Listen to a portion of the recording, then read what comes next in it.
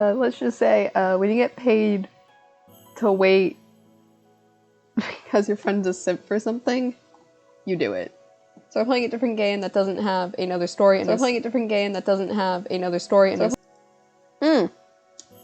Yeah, so we love having Twitch pull up in the background and it says, no. Yeah, so we love having Twitch. Stop! Stop it! Okay. That shouldn't do that. What do I have downloaded? Nothing important. Cool. Just give me one moment to quickly do something, and then we'll jump into the game.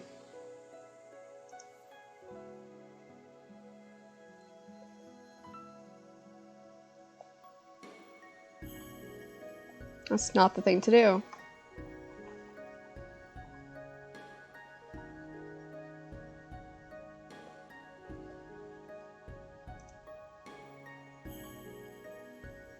Yeah, I know I need to do that.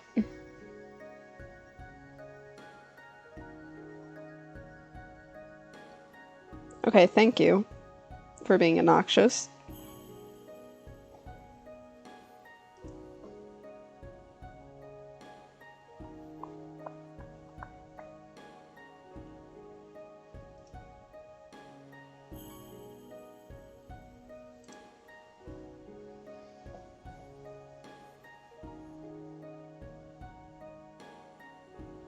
Alright.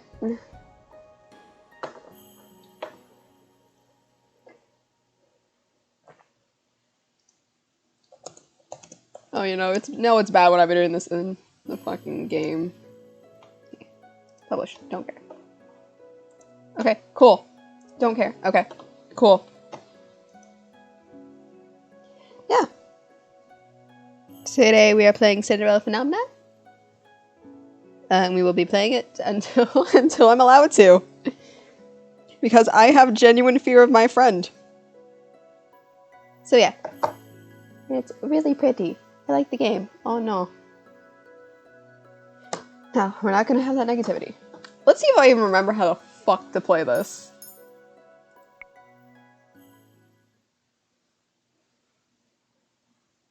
Do I want to view the tutorial? Sure. Okay. Okay, yada yada yada. Okay. Okay. Okay. Okay.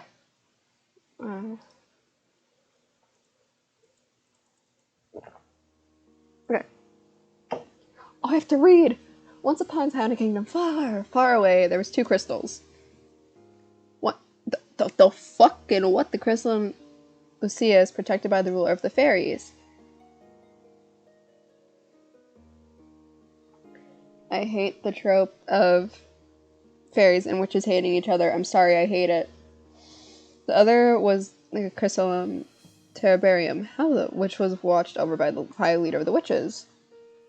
Was sustained by love, happiness, and joy. Was fear, anger, and hatred. I hate this. I said, I'm being tested. The fairies and witches live in harmony with humanity kind. They regard the power of the crystals in order to maintain balance between darkness and light.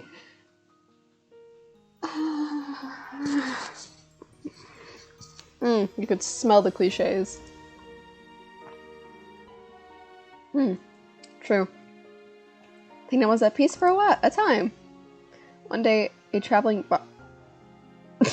fucking of course, the bards always get shit stupid. Decided to write the stories telling of magic and wonders of the kingdom. He named these stories fairy tales. Oh, was it the Brothers Grimm? In that case, how fucked up are they? In fairy tales, the light always emerged victorious, and true love was usually rewarded. The fairy tales spread further than what could have been predicted. The humans of the kingdom began to believe that fairy tales were real and that the magic of the witches was inherently wicked and cruel. Not true. The witches became hated and feared. Eventually, they were hunted like animals. The witch hunt. Oh no. The High Leader of the Witches, in all of her anger, created the fairy tale curse. You think we're so wicked? So be it. Just as you have taken our happy ever after, we shall take yours. The witches used the fairy tale curse to attack humans indiscriminately, ultimately throwing the kingdom into chaos and darkness. The rule of the fairies, the Lucin Bear, brought to regain peace. But the witches were blinded by their hatred for humans, who were responsible for the witch genocide. With the terrible war, a great war began. Eventually, Terran Bear, the High Leader of the Witches, was finally defeated. The Parium was lost, peace was restored, and the light once again triumphed. But darkness can never truly disappear. It waits in the shadows, patient for when it's time to inevitably return. Oh. Oh! Contract. I forgot. In most of these games, you get to choose your name. Well, that's pretty. Oh shit. Wow. Oh, fuck. You think I'm going to say that? My name is Vies, Rebecca Britain, the daughter of King Britain the fourth or third? The third. I'm just blind. I'm the crown princess of the kingdom of Angelina. I'm butchering the shit out of this. At least that's what I used to be. Huh? That was before yesterday I became a victim of the infamous fairy tale curse. Ah. Okay, let's see if I can remember. Oh. Everyone has forgotten my first word. Okay, the question is, can I remember what all the fairy tales of the love interest are? But I'm nothing more than a hollow present. Sensitivity, goddamn. I feel like I'm stuck in a nightmare. Well, that's what we get for being a bitch. You know, this is my reality now. I have no idea what I must do to break this curse. Huh, I wonder. I close my eyes and remember that day. Started out like any other day. You being a cunt? Have you heard another person was cursed? Huh? Oh. Oh, we're so pretty! I'm on my way to the dining hall for breakfast when I stop and listen to the sound of hushed voices. There are two maids standing next to each other with the brooms in hand. The store is slacking off again. That's terrible. What fairy tale curse was it? They say it was Pinocchio. Oh no! Pinocchio? A fairy tale with the lying boy who nose grows longer? That's awful. You know, more of my people have been getting cursed lately. I wonder fucking why! You think those wicked witches are up to it again? Up to something again? I thought the fairy tale curse was stopped after you know who was defeated. You two are hired to work, not talk. Wow, I'm a cunt. We're so sorry, Your Highness. Please don't address me as that. As can only be accepted from the likes of them. I'm a cunt! Another fairy tale curse. Fairy tale curse started spreading even before the Great War began. I do not have much interest in its effects even now.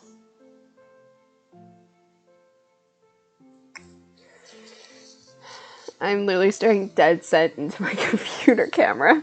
Oh my god. After all, most humans probably deserve to get...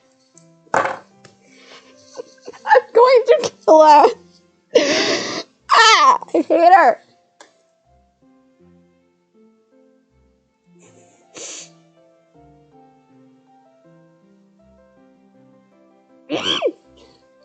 Except to Mother. The curse would have been banished from Angeline the instant they fell prey to it. I want to throw hands. I can't deal with this bitch. But Mother is not here anymore. She will not come back ever. Princess, the king, queen are waiting in the dining hall. I'm on my way.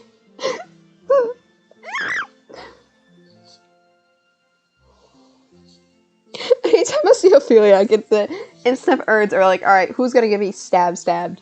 The king, Ophelia, and Rod are all present in the dining hall. Someone is consequently missing, but I ignore their absence. It's a sister. It's this, stepsister? Is that the correct word? Good morning, Venus. Oh, good morning, Your Majesty. Good morning, Venus. Fucking goddamn. Ophelia. She's so pretty. Ophelia wins the war. Every day I wonder why my father, the king, married a low... The urge I have to kill someone! The urge I have to throw hands! She can never have been a true queen if she fails, for she fails in perseverance and a mother. Your mother is a wicked bitch. I take my seat next to the king, then stop to look at the person sitting up opposite of me. The incest storyline! The incest storyline! Oh my god.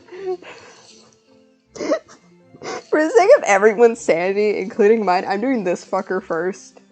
Just to get it out of the way. Rod Benedict Winenvos, my stepbrother, is bored and quiet as usual.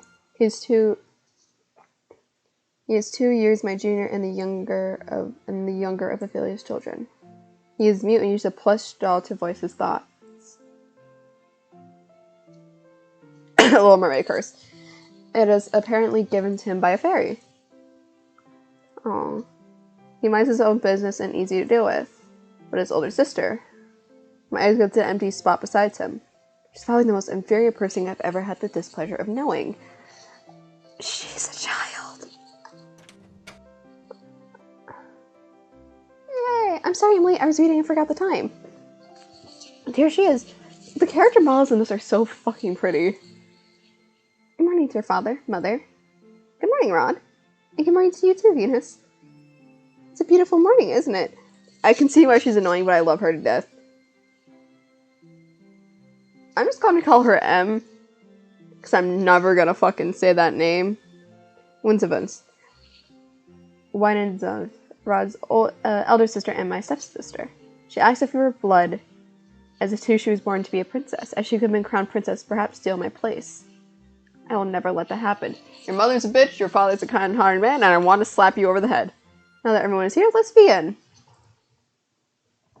The butlers glide inside with silver trays to carefully serve us breakfast.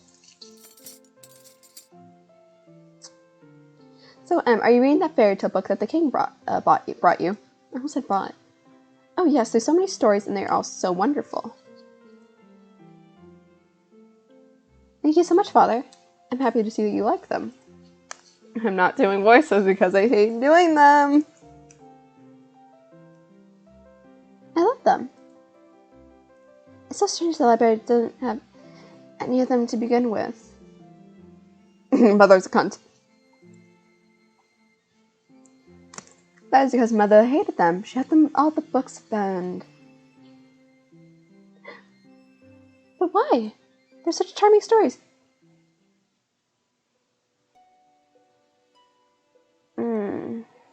Fairy tales mislead humans into believing they can have things they do not deserve. You're a bitch! Riches, fame, love, happily ever afters. And when they wish do not come true to the fruition, exactly what they wanted to do, the humans blame the witches for granting them in such place. What are you implying about witches, Venus? That they're actually really, truly chill motherfuckers, but yet again, history likes to say, no they ain't. The atmosphere shifts the room. The air in the room growing heavy. I continue to eat. Perhaps witches are not responsible for the evil in this world. Perhaps humans are the cause of their own downfall. Uh-oh. Oh, shit. Have you any idea what you're talking about, child? Witches have caused nothing but pain and suffering in this kingdom. I want to say something, but it's a spoiler. I want to say something, but it's a spoiler. I can't do that today. Even now, they're still spreading the fairy tale curse to our innocent subjects. Truth is, I know very little about the time the witches had free reigns over Angeline. I was very young then, and my mother forbade me from leaving the palace, sometimes even in my room. Mother was a bitch.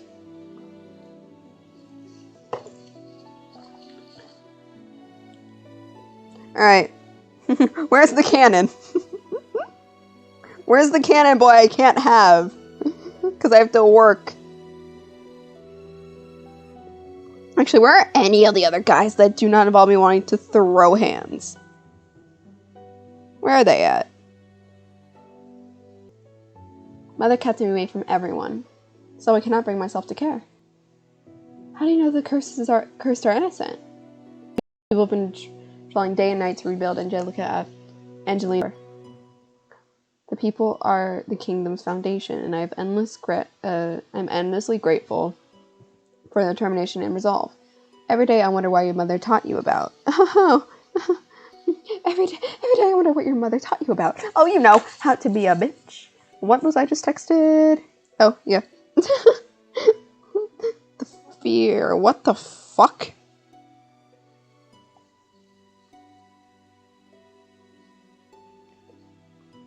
Oh, I love getting spam shit sent to me through text message.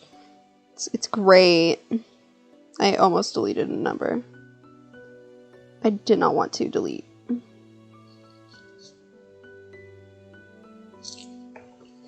Leave mother out of this.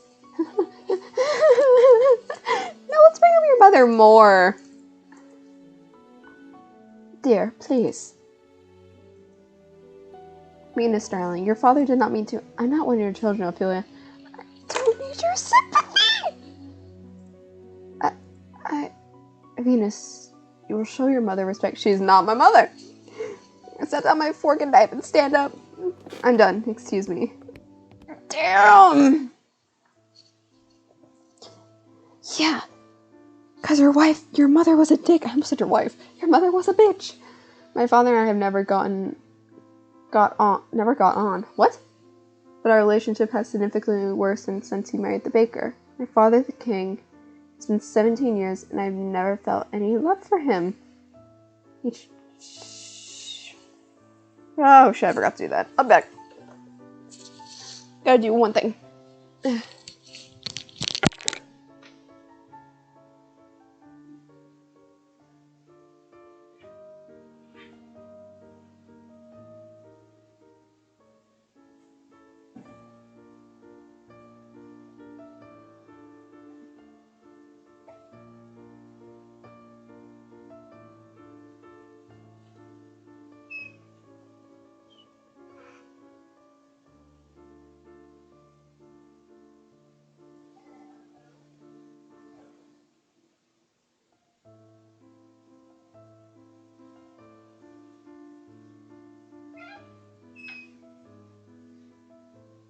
Alright, do the thing.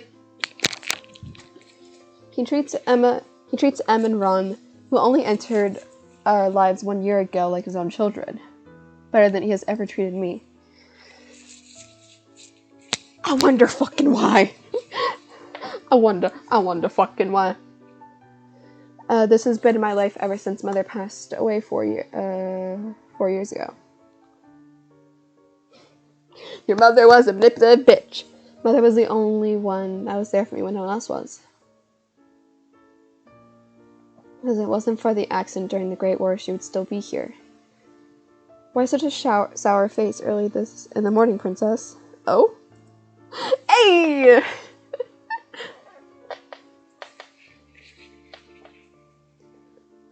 Let me guess. It's the king, the queen, or even Princess M. Or is it all of them? I ignore his question. Fritz. Yeah, I almost thought. What are you doing here so early? I'm running some errands for my father, who's also a bastard. Fitzgerald, Adrian, Burton, son of the highest knight in the Order of Calderia. His father, still Alcaster, has served the loyal family for many years. Sir Alcaster is one of the king's most trusted advisor. Brain said speed. 3 years ago, Fritz was assigned the honor of becoming my personal knight. His presence is the only company I can tolerate nowadays.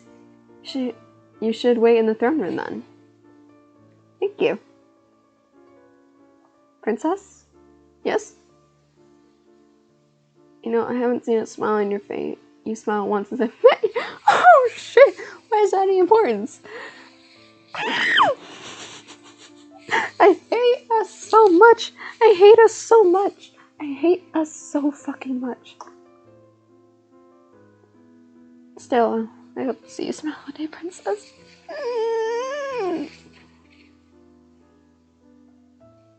Well, I won't take any more of your time. I'll see you then. 10? 10. Don't tell me you've forgotten. Oh my god. Forgotten what? You're going to town today, remember? I deflate as the realization dawns upon me. It's been 2 days since the king issued the order.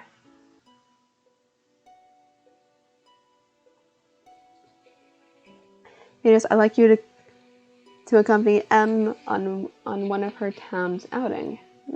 Surely you could not send maids with her instead. I would not have requested you to accompany her if I was going to send her with maids.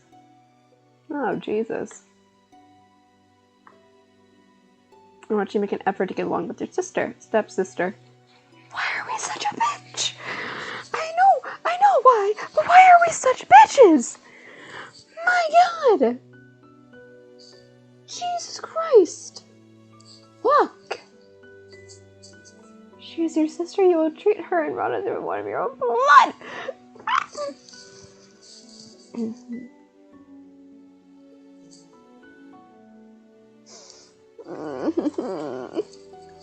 2 days from now, you're going to accompany M outside. Ah! It's been 4 years since you left the palace. Ever since then, you locked yourself away. You barely leave your own room. My God. Angelia was in the grip of war back then, but now the kingdom is safe and back to its former glory. You know, minus which is cursing people every 20 seconds. I want you to see how beautiful Angelia really is. Venus, the princess, must know her kingdom. Go with Em and she'll show you the town you've only ever seen through your window. Is that an order? If it needs to be. Are we clear? Fuck no. Sure. Fuck. Understood. Damn. Damn. Last time I left the palace was 4 years ago when the king took me with him to check on the people after the Great War had ended. Jesus Christ.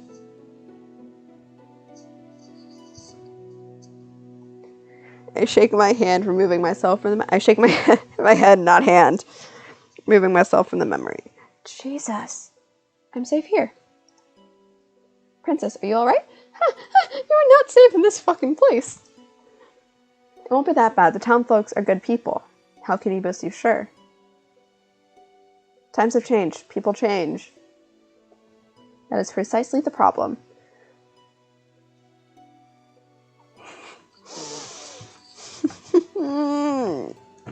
Your mother was a wicked bitch.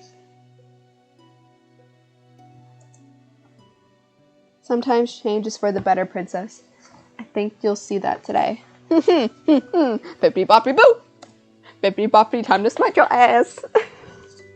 Fuck me.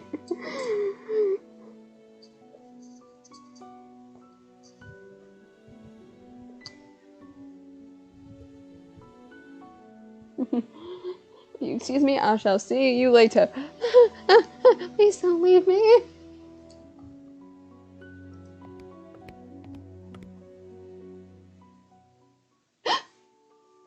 Laura! Hi! Do you think witches are capable of bringing back the... Huh? We're stepping into necromancy? We're stepping into necromancy. Oh. Oh no. We're stepping into necromancy. I wish you could talk to me. You and the others. Oh, we are that lonely. Why am I getting a phone call? What the fuck?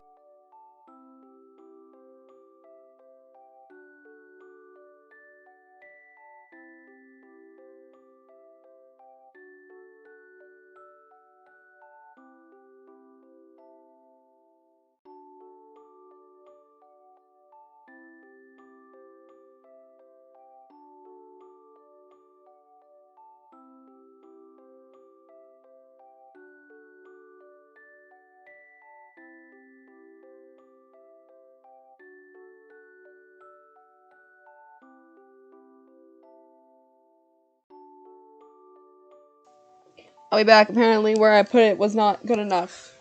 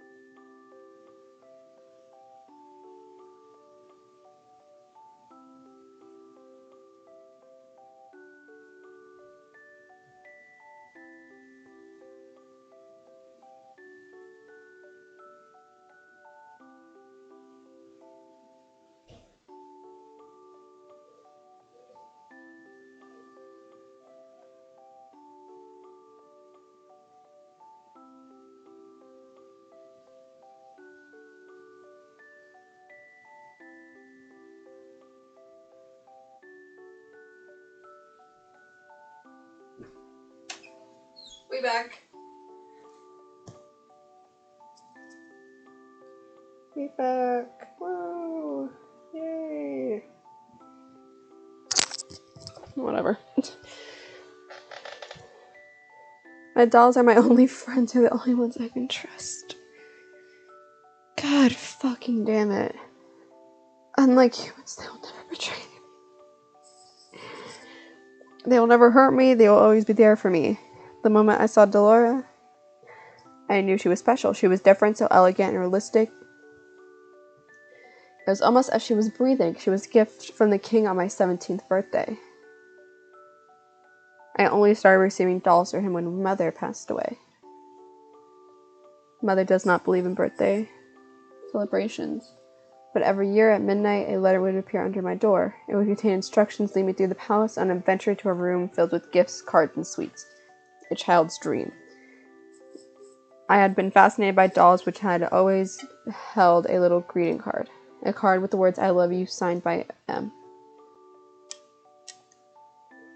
The card would tell me to keep those celebrations a special secret, but I didn't need to be told that.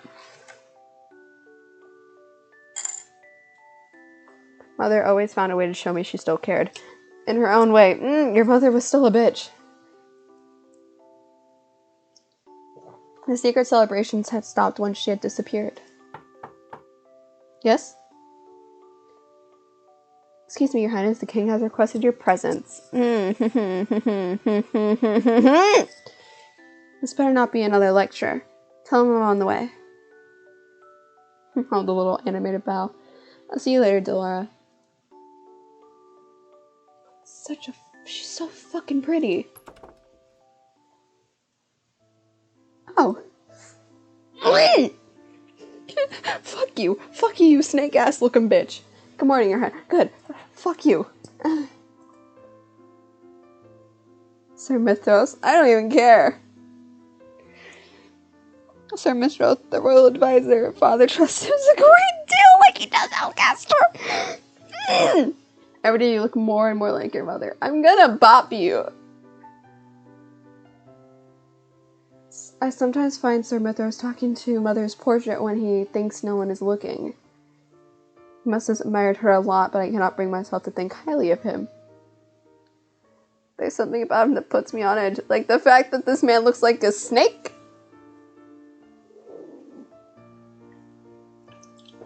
Are you on your way to see the king? I shall keep you then until next meeting, dear princess. I just got shivers from this man. Your Majesty, Venus, are you ready? You will enjoy this Venus, I heard the toy shop has lovely dolls. This will be good for you. You will get to know your sister better. Oh, she'll also know the brother very well then.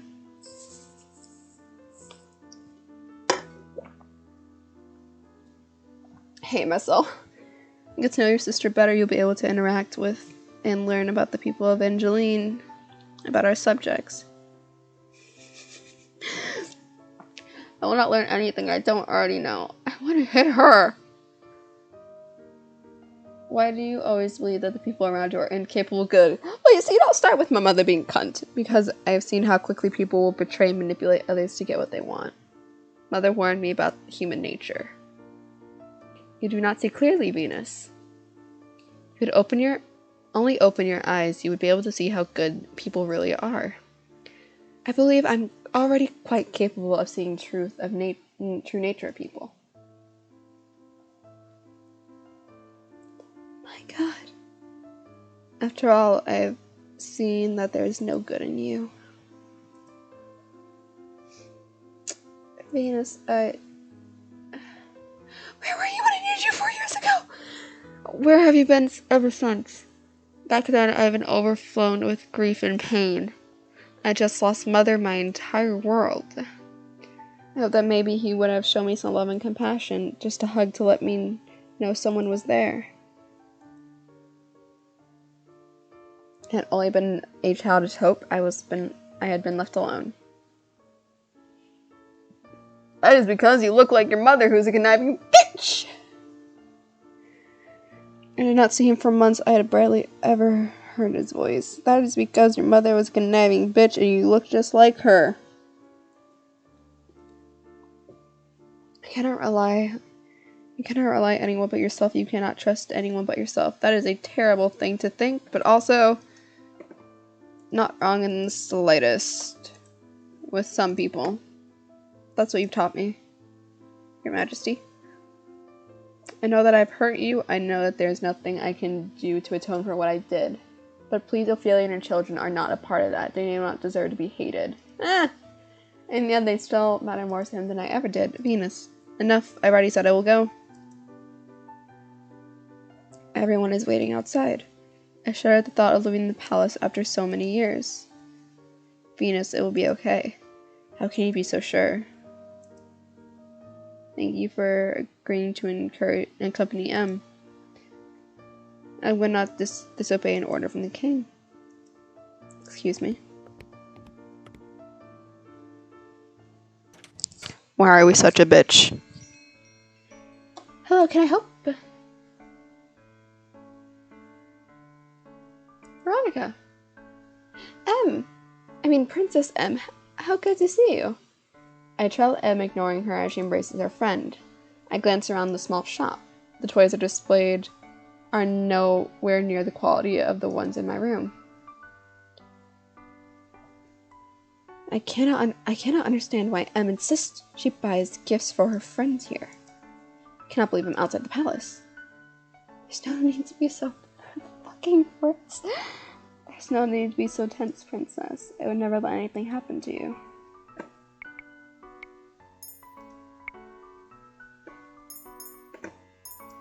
Let me save. Your only job is to relax and enjoy yourself. You ask the impossible for me.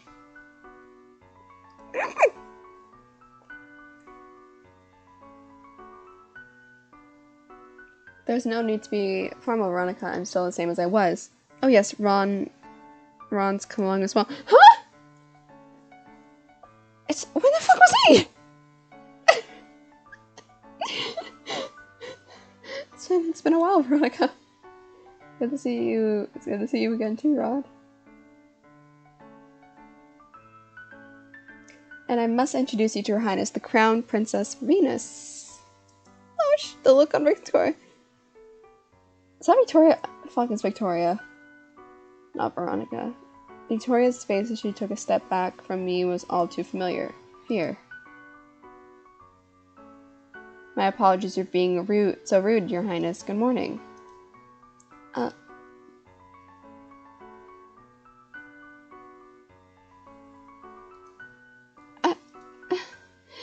this is Sir Fitzgerald.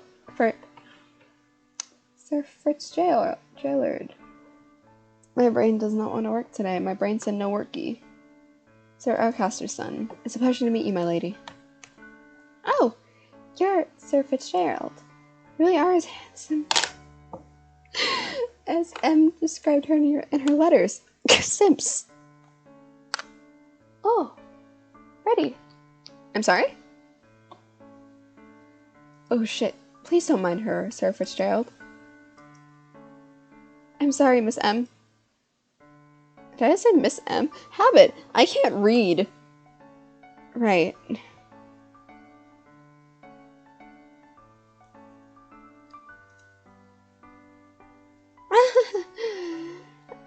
So, what brings you all the way here? Oh, I'm here to get some toys. Gifts for some new friends. Toys from here. Toys from here. Are you sure? Of course I am. I cross my arms. I want to slap ourselves. I prefer we finish this errand as quickly as possible. Damn. Yes, of course. I'm sorry, Your Highness. Princess! I can barely breathe in here. I just want to go back to the palace. Hi!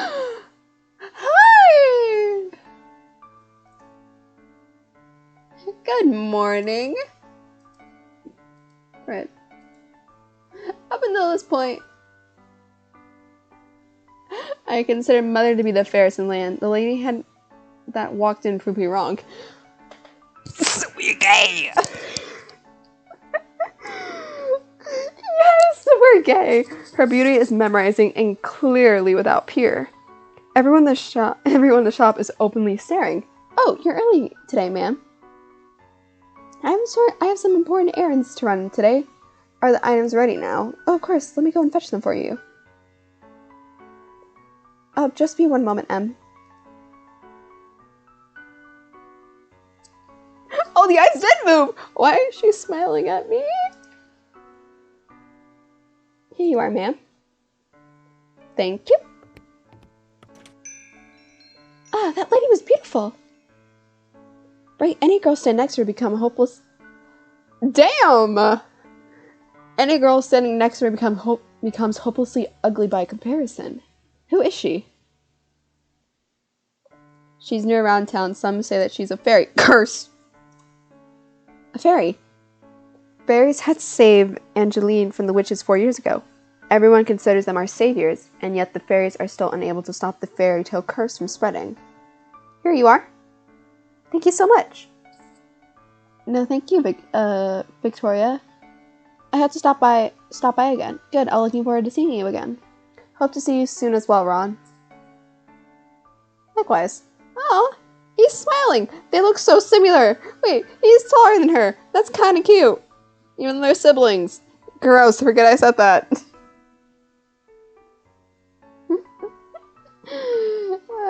I looked at the wrong time.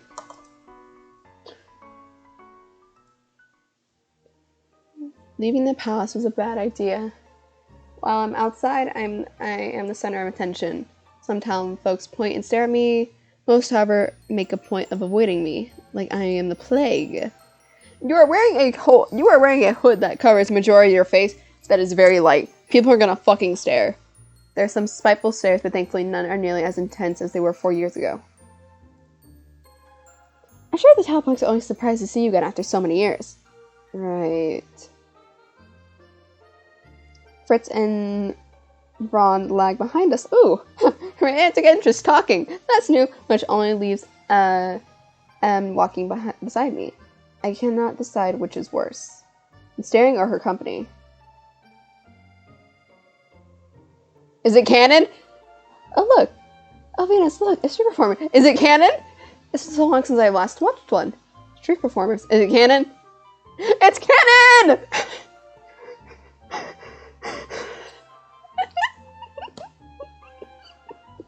The child is canon, and I hate myself for it.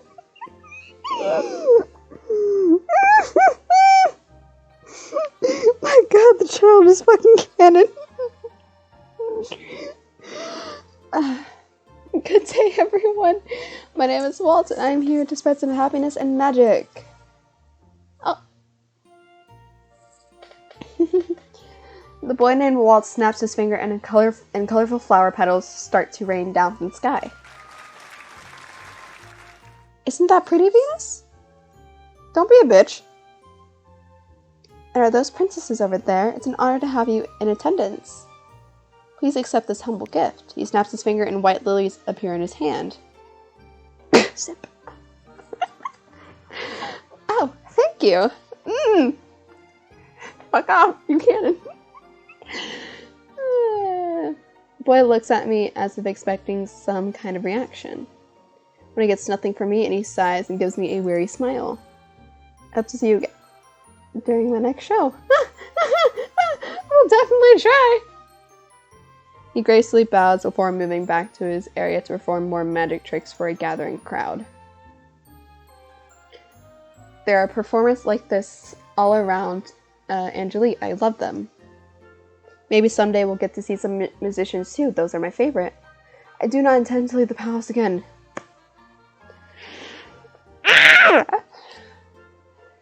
I hate them so much.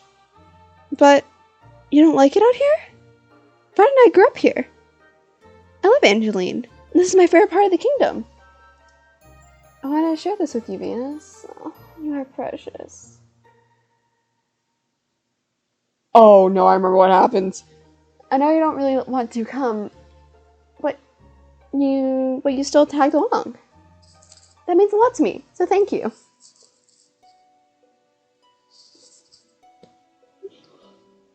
Can we not be a cunt? For 2 seconds, please, and thank you. I did not do this for you. I'm only here because the king ordered me to go with you! I just want us to be close to Venus. I like to try and be your friend. I do not want or need friendship. No matter how you act around me, we are nothing and never will be sisters. I take to remember if... Can I throw hands with my own character? But I... Rod suddenly grabs my hand, pulling me away from him. Stop. He's staring daggers at me, as he would! I think this is the first time I've seen him angry. Rod, don't. Let me go. Both of you ought to stay away from me. I feel the heavy atmosphere as I look at the people staring at us. Their expressions mirror a look of dismay I saw years ago. Anger. Disgust. Hatred. You being a cunt! You honestly expect anything else? I began to walk away. Princess, wait, don't follow me. Princess. God, these backgrounds are gorgeous. I adjust my cloak, making sure my face is hidden from view. Does that say barcode? I never should have left the palace. As I walk around, I watch people bumbling down the streets. So carefree. They work so hard for so little reward. They could work their entire lives and never have a fraction of what I have. And yet, they are happy. And I've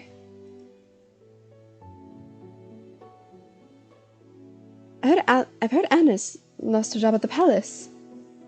Is it true? Crown Princess Venus made sure the poor girl was fired. I stopped in my tracks at the mention of my name. Not again. Annis, was that the name of one of the maids that told Dolores' dress? If so, my decision to fire her was justified. A palace maid cannot be clumsy. Why should I tolerate poor performance? What did I do that was so wrong? I know that Emma's hard-working and big-hearted, very good with medicine. Shame she lost her job so quickly. You know how hard the crown princess is to be pleased. My friend the palace says she doesn't even smile, only goes around with a cold look on her face. That's probably why they call her Ice Princess. Ice Princess? So all the stories I've heard the servants saying that. I've always suspected they were talking about me. She's the complete opposite of our Princess M. Oh no! Child's an angel! We all know she should... An annoyance begins to shimmer in me. I cannot hear anymore, so I walk away. Oh my god, for once we're not a bitch! We actually take the high ground. My god.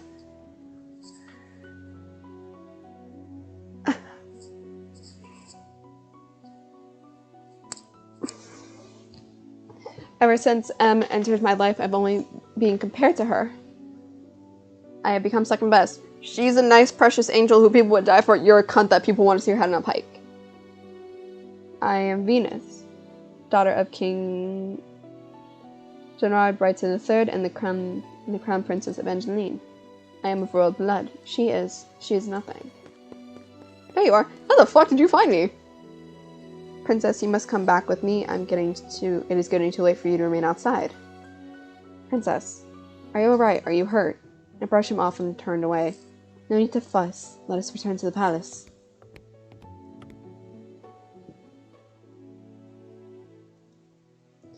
Leaving the palace was physically and mentally draining. Karma about to come and bite you in the ass. My bed is welcoming to my unusual heavy body. I turn my head to meet Dolores' glossy glaze where she sits on my shelf. She's so fucking pretty. And let the palace say, Dolores. That's not a good sound to hear. It was the same as all those years ago. Oh, that's pretty. This is the same as all those years ago. Everyone looked at me like I was... What have I ever done to deserve those looks? How could I be so hated? Ice Princess. I wish Mother was here. I looked at the smiling faces of my dolls. No, you don't. No, you don't. At least I still have all of you. I yawned and stretched my arms. Good night, Dolores. Twinkle, twinkle, little star, I wonder what you are singing, but who? Up above the world so high, like a diamond in the sky. Twinkle, twinkle, little star. I blinked my eyes open only to see Dolores sitting right in front of me on my bed, moonlight spilling across her delicate features. How I wonder what you are. Wasn't she on the shelves like the other dolls when I went to bed? Laura? It's almost time. Huh? I pinched... Oh! Oh! Oh, good! Doll's alive! Chucky! I pinched my cheek to make sure I'm not dreaming. It hurts. Only 10 minutes before the clock strikes 12. Oh! Fuck, hi, I hope you're ready, princess. Hi, I'm him. What? My doll just turned human? How? Who are you? You know who I am. I've been watching you since the day your father gave me to you. What is happening? I don't think I've ever been so confused in my life. All the answers will come in time, but right now I'm here to give you something, princess.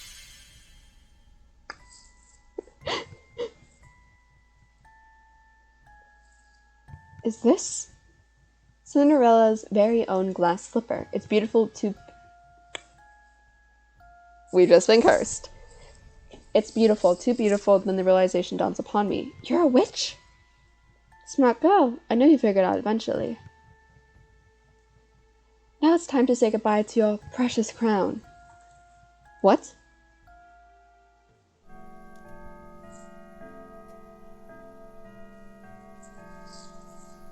Sweet dreams, Cinderella. Hey. So for context, we now basically had the reverse of Cinderella. So instead of her going from rags to riches, we go from riches to rags. Hey, wake up, girl. Huh? Where? Oh, ow, my head. You have Ned sleeping in front of my shop. Leave before a customer sees you. I was in my room. How am I here? Did you not hear what I said, you filthy child? Filthy? You would speak to the crown princess in such a manner. You're the crown princess. I'm the queen. You must have knocked your head quite hard to have such a grand delusions.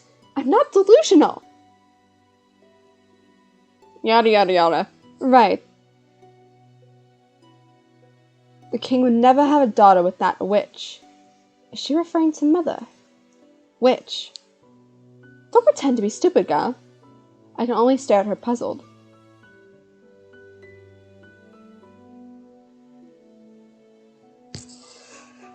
For clarification, her mother's a witch. Our good king only has stepchildren, Princess M and Prince Rod. And you are most definitely neither of them. What? Now, go before you sprout your crazy gibberish at my customers and scare them away. With a huff, she leads me to my own rapidly turning thoughts. Oh no! When your DM texts panic. I quickly realize I'm only wearing tattered clothes, and that I do not even have shoes on. No. This cannot be happening. Something shrines against my chest, and I reach to grab it. It all floods back. The Laura being a witch, Cinderella's glass slipper. This is not a dream. The Laura gave me the fairy tale curse. My hand begins to tremble. I must return to the palace and speak with the king. Lets me in. Sorry, girl, but this place is off limit to uninvited guests. You do not understand. I'm the crown princess. I must speak with my father, as loath if I call him that, I have to. No one believes me if I'm addressing him by a title. It's best to leave now, nice and quiet, before we have to force you. If you would only make way for the king. Gate swings open and 3 horses trot out. Shoulders ride 2 of the horses, while the last horses are different, familiarized with father.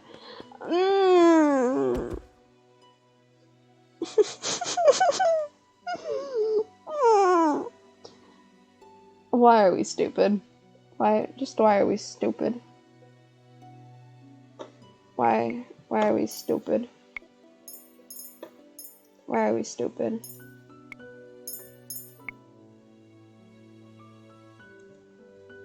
The soldiers move to hold me back. Your Majesty, what is this? Your Majesty, this girl is claimed to be your daughter. Both my stepchildren are in the palace right now. Father, you must help me. A witch has cursed me. Once my life just wants to help me. You must believe me.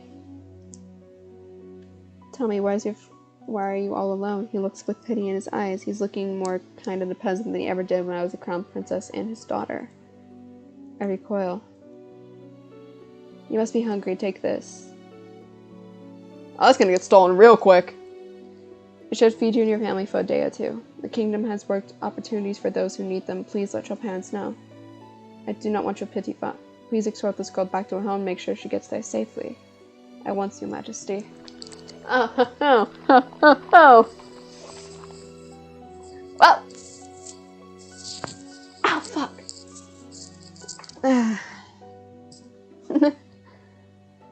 I watched as my father and his 2 guards ride away on their horses, leaving me to stand in their dust.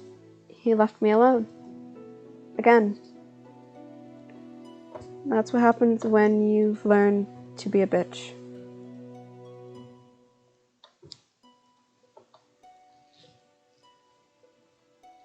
Where's your home, girl? There's nowhere left for me to go. Father has forgotten me. Leave me. Look here, our word is word too. Leave me alone. Suit yourself. Can't say we didn't try. Don't cause any more scenes, little girl. I watched with blurry eyes as the soldier returned to the palace. How can this be happening? I stare at the small pouch in my hand. I do not know what had small. The fact that I have been unceremoniously paraded away from my home like I was nothing more than a piece of garbage. Or the fact that my own father doesn't even recognize me. Look at that girl's hideous dress! I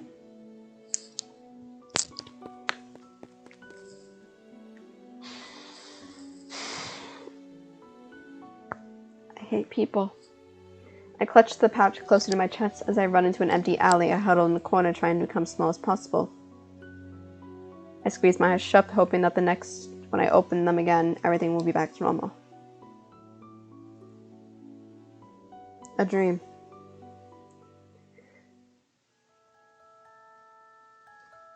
No matter what happens, you must not leave the palace. Why?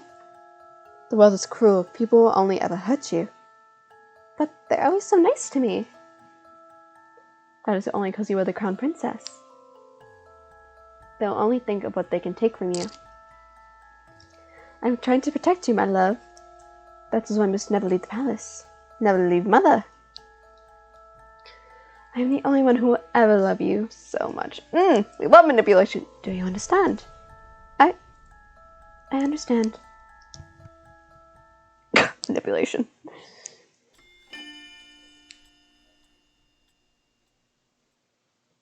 That was the prologue?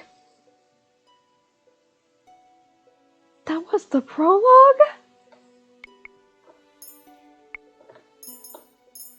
God damn.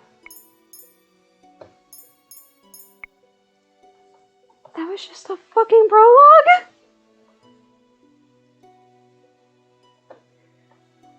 My god.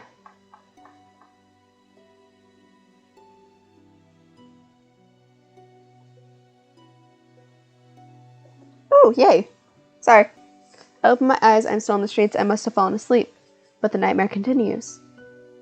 I'm cold in my rags. I hold myself for warmth, willing some of the cold away, but fail. My feet are numb and in pain, caked with dirt I've gathered from walking barefoot around town. Well, that's a frightful sight. Beggar probably should try her luck with the nobility that lives around here. Look how ragged she looks. What are you looking at? At two... Wow, for once our bitchiness has a thing at two women who lack the basic manners of a noble upbringing. Silence, girl. Do you even know who you're talking to? No, and I don't care. That nerve! What nerve? Let's go. There's no reason to be stooping to a commoner's level. Damn rich people. Fucking love that anime. I will remember you, and once I break this curse, I will make you write your words. I've become acutely aware of the fact that I've not eaten anything for almost a day. I've been sitting here thinking of a new mess of my life. But moping around will not break my curse. Crying will not help either. I should find that witch first, but how? I have no idea where she is. Delora. I swear. No, you are not! You are not touching the bitch! As much as Delora is a bitch. We appreciate the bitch.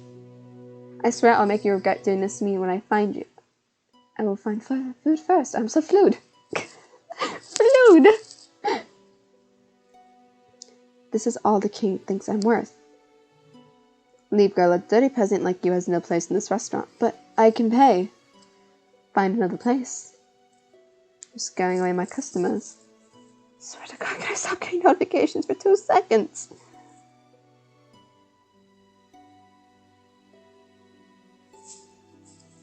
Am I not a customer? Shoo, there's nothing for you here. He just swats me away like a fly. The nerve! Sensing that this will get me nowhere, I ball my hands into a fist and walk away.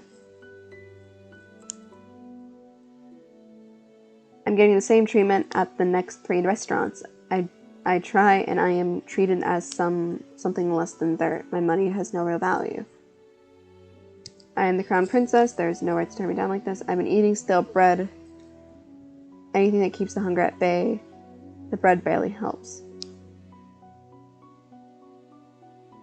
Actually, that's not true. Bread actually fills you up incredibly quick. Out of the corner of my eye, I notice a small bakery. There are croissants on display that make my mouth water. Slowly, I begin to make my way over there. Ow! My feet ache with every step. They look even worse than before. Only if I had enough coins for a pair of shoes. But food is important. Oh my god! We're not acting like royalty for once. We actually know basic needs. The rags I'm wearing and the pouch of money is all I had, then I have to prioritize. I will die before I beg. 2 croissants. You need to pay, girl. There's no free handouts here. I take a coin from my pouch and hand it to her. This should be more than enough. Shop owner stares at the coin before reluctantly taking it. She hands me 2 croissants in a paper bag. I will not ask where you got these coins. Are you implying that I stole them? How else would a beggar like you get that amount of coin? Off with you, child. I won't be scaring away any more customers. Without another word, I turn and start to walk away from the woman. So this is the goodness of people of Angeline. I take a bite out of the croissant, cringing a little at the dryness. Hey, girl. What's now?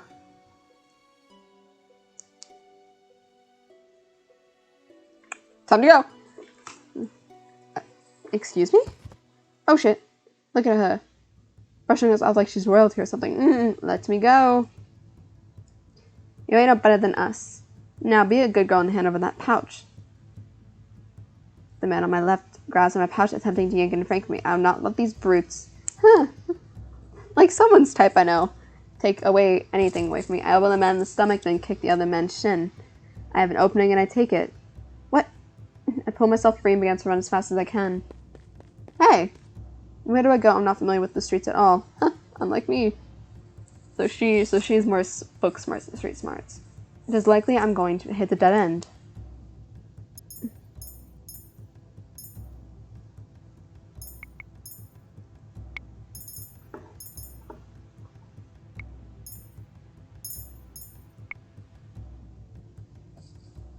Where should I go?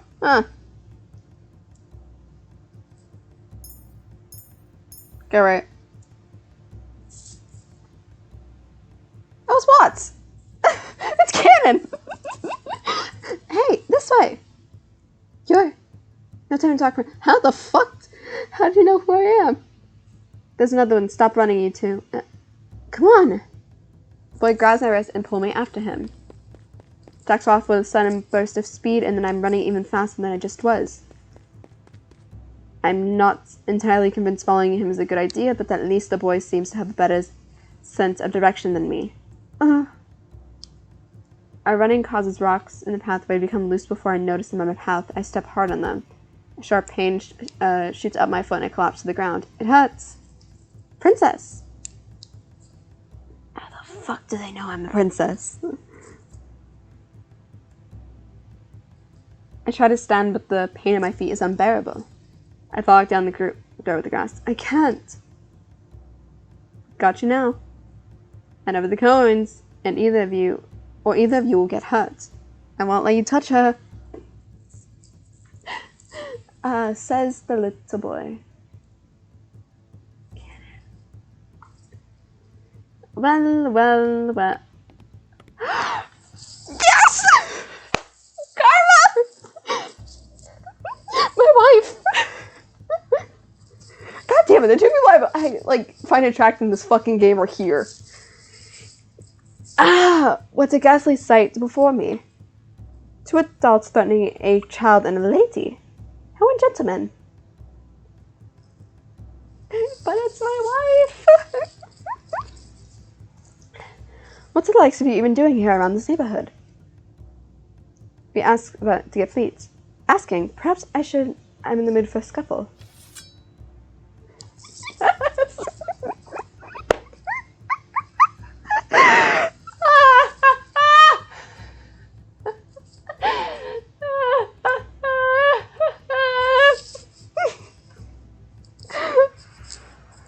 I just want to enjoy this photo.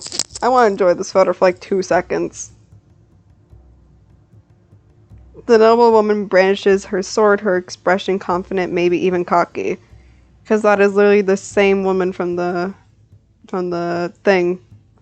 toy store. So that's why I'm saying her, because it's Karma.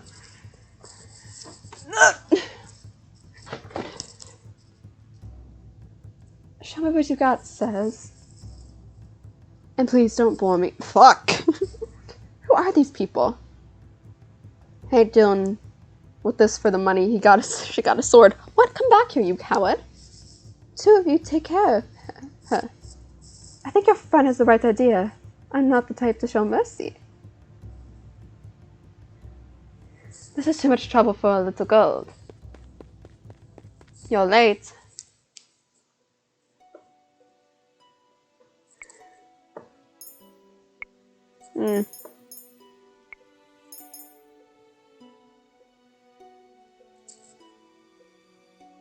Common route. Okay. We still have not.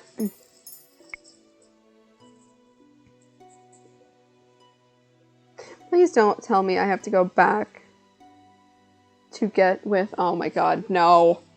I don't think I have to. Sorry, kid, do you know how hard it is for me to be invisible here? What? What did you just call me? That's E, small one. These two know each other! I don't even know what's going on anymore. I feel ill. Head is pounding my feet, and my feet simultaneously like they're frozen and on fire. My stomach grumbles, the hunger coming back with a vengeance. My body feels light. Hey, princess! Princess! Calm down, Parfait will be able to help her. For now, we need to move before anyone else sees us. Yeah.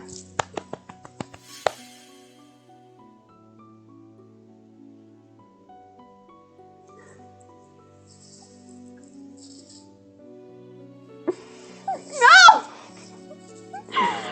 I have to go back. The crystal in the upper right indicate you made the right choice for a particular love interest. Each color represents to a certain love interest.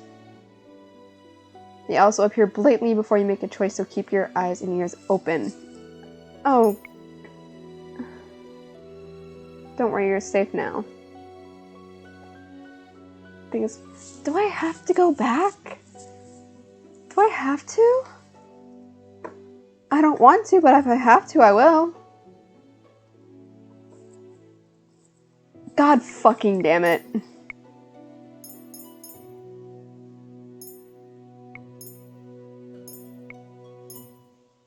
Yes. Go left. Stop hill to definitely catch up to me, and taking my coins not a dead end. Nowhere left to run now, girl. What do I do? Oh, who are you, gentlemen? This gentleman doesn't know how you treat a lady. Huh? What's there? A shadow looms over us.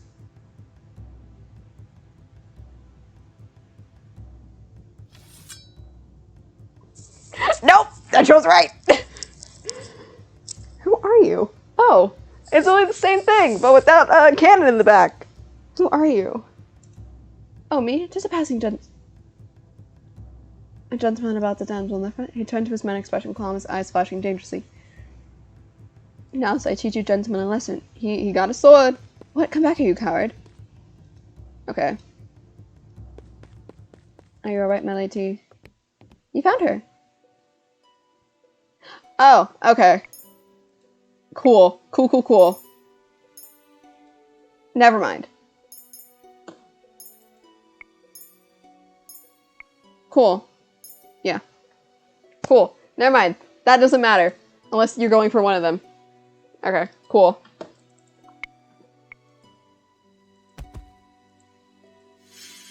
Yeah, okay. A dream. What is on your hand, Venus? It was hurt. I wanted to help it, but it died. It's all my fault. It's not your fault, my love.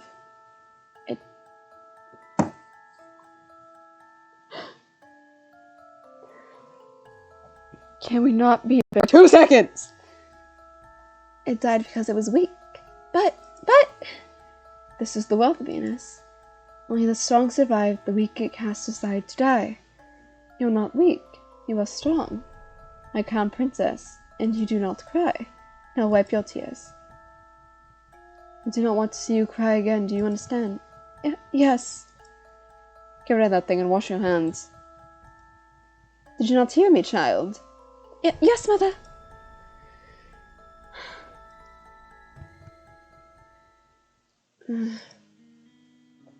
Oh, you're awake. Where am I? This isn't my room. My hand flies in my chest where the little glass slipper hangs from my neck. Still vibing. Still here. Are you okay, miss? This girl is the maid that tore Dolores' dress, the one I filed for her clumsiness. Miss? To think I would meet you again like this. Leave me alone. Right, of course, here's some salve I made for you. It'll help with the pain. Now what? Haven't thought at all, have you, Ice Princess? You! Suddenly there she is. Dolores stands before me with a sneered smile, looking happy with herself. She's the cause of everything I've been through. All the pain, heartache, and hunger, it's her fault. I tried to stand thinking to give the witch a piece of my mind, but as soon as my feet touched the The ground pain shoots up my leg. I fall back onto the bed. Ow! You should be more graceful to that girl you just scared away. Grateful. She's taken care of you. She's been taking care of you for the past 2 days. 2 days. I've been passed out for 2 days. I'm suddenly vibrating with anger. Remove the curse. No. You think you can command me to remove the curse in your best princess voice? What do you want? Gold? What I want is more than all the gold you consume. All the gold you can consume in Angeli, princess. Besides, haven't you read your fairy tales? The castle cannot take a curse back. You need to focus on breaking the curse yourself if you want your life back. Mother burned the books before I could read more than 1 or 2 of them. I do not think either involved curses but genies and trading away your voice for that. So, Aladdin and Little Mermaid.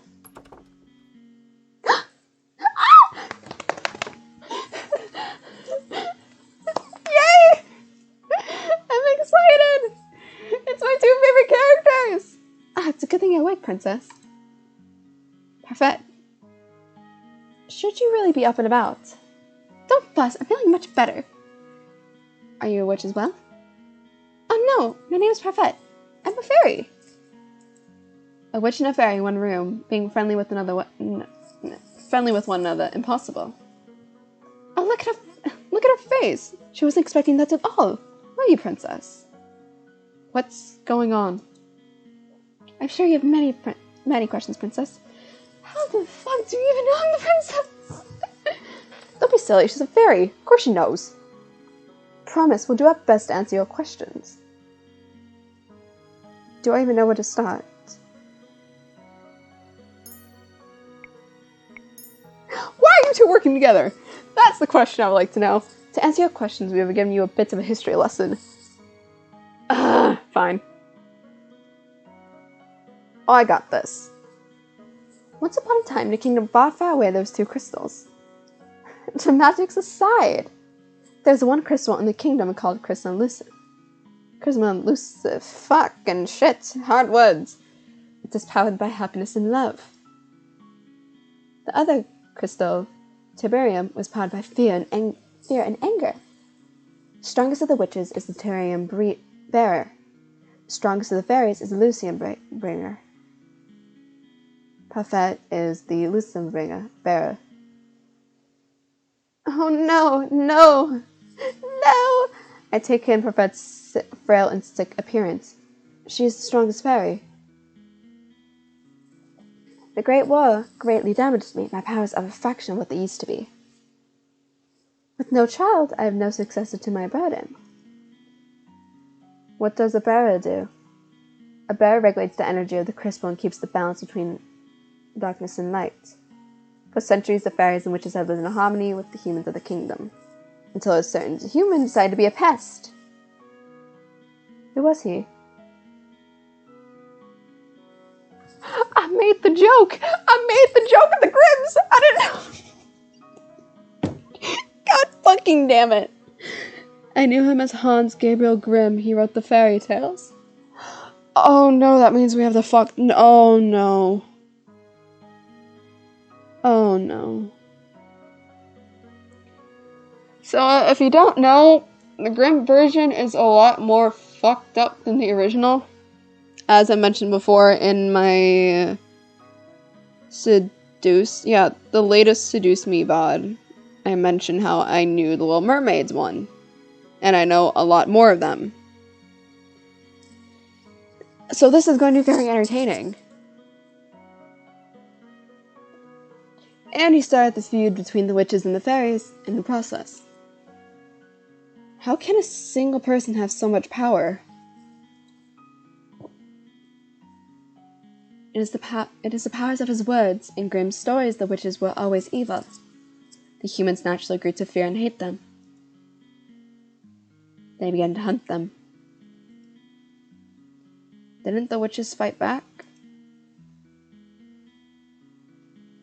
We are not allowed to use our powers to cause harm. But that all changed when the terrarium bearer decided revenge was more important than our promise. The witches took over the kingdom. They created the fairy tale curse to spread even more sadness and anger, to fill the human heart with negative emotion. All to fuel the power of the terrarium. The delicate balance between harmony between the crystal was broken. The witches in the terrarium grew far more stronger than they were ever meant to be. We had no choice but to fight. And then the Great War happened. And the terrarium breeder was eventually defeated.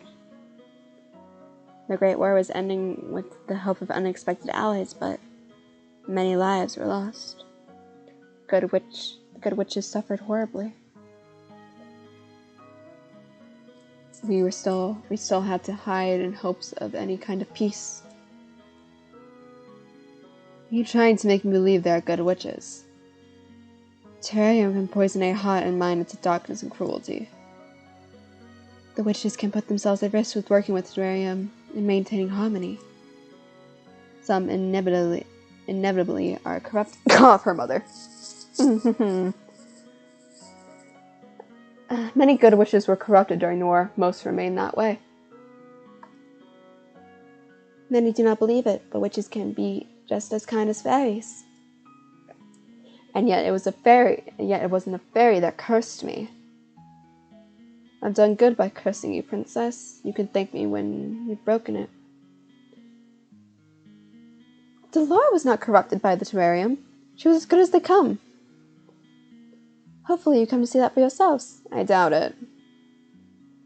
Apart from my own inherent goodness, Parfait and I are working together because we have a common goal. Which is to restore the balance between darkness and light. What happens if I know? Okay, why was I cursed? Fuck off! God, why do I know the history behind the bitch characters? Just why do I know? Seriously, you're going to ask that? I wouldn't have asked if I knew the answer. You have such a temper on you. Very well, this has got a simple answer. It's because you're a cold-hearted, cruel, wicked princess who deserves to be punished. Delora! A curse is only way to force you to change your horrid ways. Delora, you gotta put it in a simple, nicer way. I'm pretty sure I'm already being nice. Me saying I wasn't gonna do voices, yet my instant body knew to do accents. Because fucking D&D.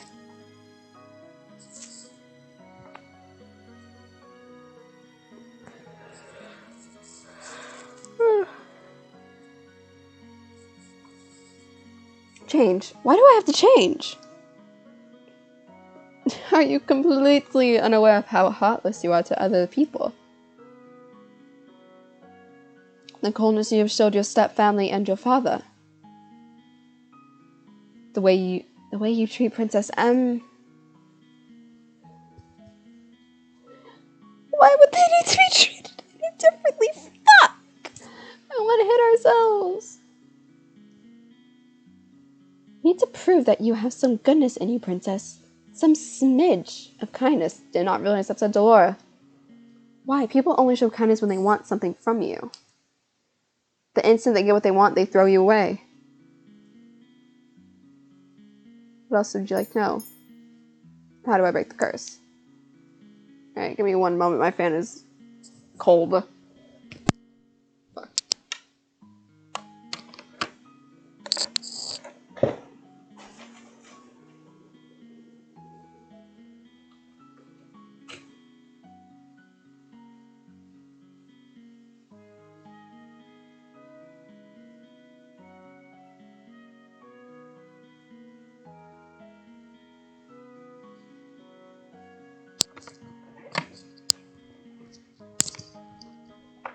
Alright.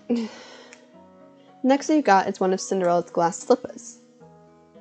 To break the curse, you must get a second slipper. Complete the pair. And how do I do that? by doing 3 good deeds. What? It's a very easy thing to do. At least for someone who knows how to be good. 3 good deeds, what does that even mean? I don't even know where to start. Take heart, princess. Goodness is inherent in everyone. Are you sure that's the case with this one? Delora, you're not helping. I'm a witch. And I think I have more goodness in my big toe than she does has an entire body. I fucking love Dolores. Now you're just being mean. For every good deed you accomplish, you will be given a piece of the glass slipper. When you've gotten all 3, complete the prayer and the curse will be broken. Simple. And I suggest you start by polishing that attitude of yours. What else would you like to know? What happens if I don't break the curse? I think you know the answer to that one already, princess. Oh, I just realized I have the same hair color as Dolores. Huh, good to know. 3 good deeds and I get my life back. Easier said than done. You said Cinderella, didn't you? Doesn't she get to go to a ball and find the prince? What does doing good have to do with that? Going to a ball, finding a prince, it is so old-fashioned. No fun in that. Cinderella's girl with a pure heart. She always willing to help others, even when they are cruel to her. Anyways, I brought some clothes for you. I'll leave them on the bed. We'll be waiting outside. There's some more people I'd like you to meet. Cannon! Give me cannon! I cannot believe this. Look down at my neatly bandaged feet. I have to admit that while sore, they're nowhere near as painful as they had been 2 days before. Christmas alive, I've named you to help with the pain. Why would she even care? I'm the reason she lost her job at the palace. She doesn't fucking yeah. Oh, she doesn't remember me as the princess. But still, she has no reason to do such things for me. Can we not be a bitch? I ignore this all for the time being and gingerly stand up, testing to defeat my pain. The injuries is definitely healing. Get my favorite outfit. I slowly walk over to the table and change into the clothes that have been left there. The dress is nowhere near as luxurious as the one I wear in the palace, but it's far improved than my rags. Shut the fuck up, that dress is really pretty. In all my life, I've never had to lift a finger, and now, how much they've rattled me, I refuse to break. Okay. We'll save over this one. Yes. Just watch me, I'll free myself from this curse. What is this place? There are several people in the room chatting aimlessly with each other. I noticed the girl that had left me surrounded by the countess serving drinks. As soon as the people in the room notice me, the room falls into immediate silence. Gotcha!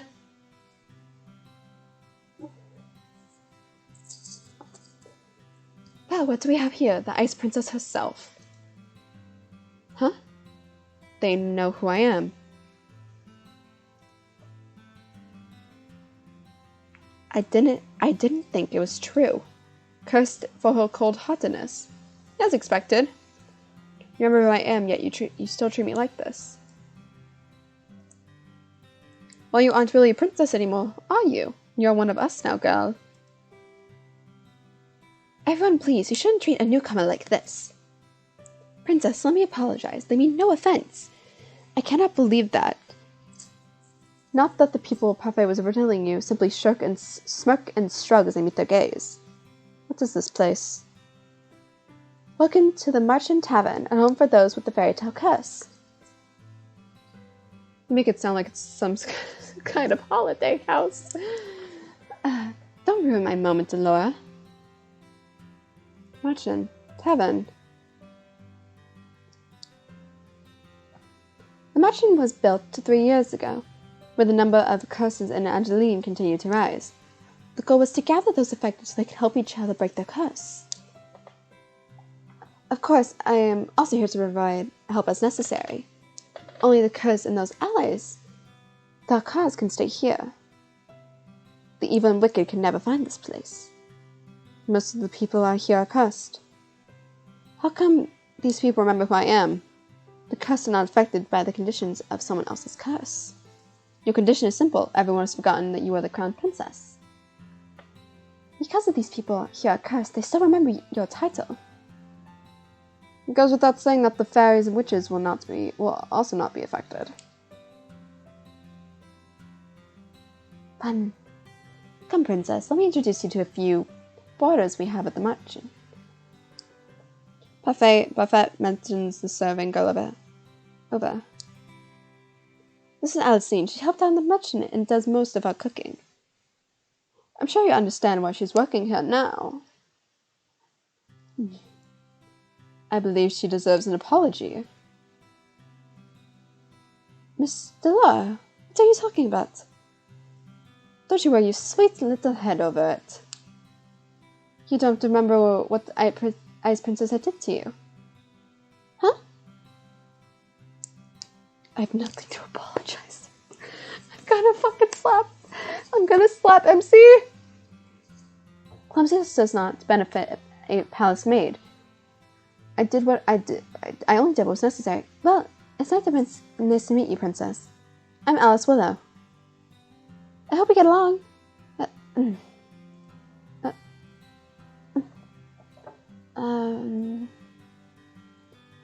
Really? This is how you're going to start doing good deeds? I don't believe I asked for your opinion. Please, you two, no fighting. I held my tongue as Parfait leads me to the two whose faces are incredibly familiar. Hey! I've seen it in the past before. This is Jerry. The fuck? Durin Vallet and Jarlin Bellot. How did you know? Both of you were in the order of the Caldine. Helena.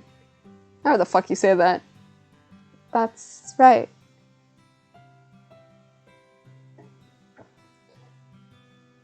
They are two of Sir Alcaster's best knights. It was a big surprise when they both left a year ago.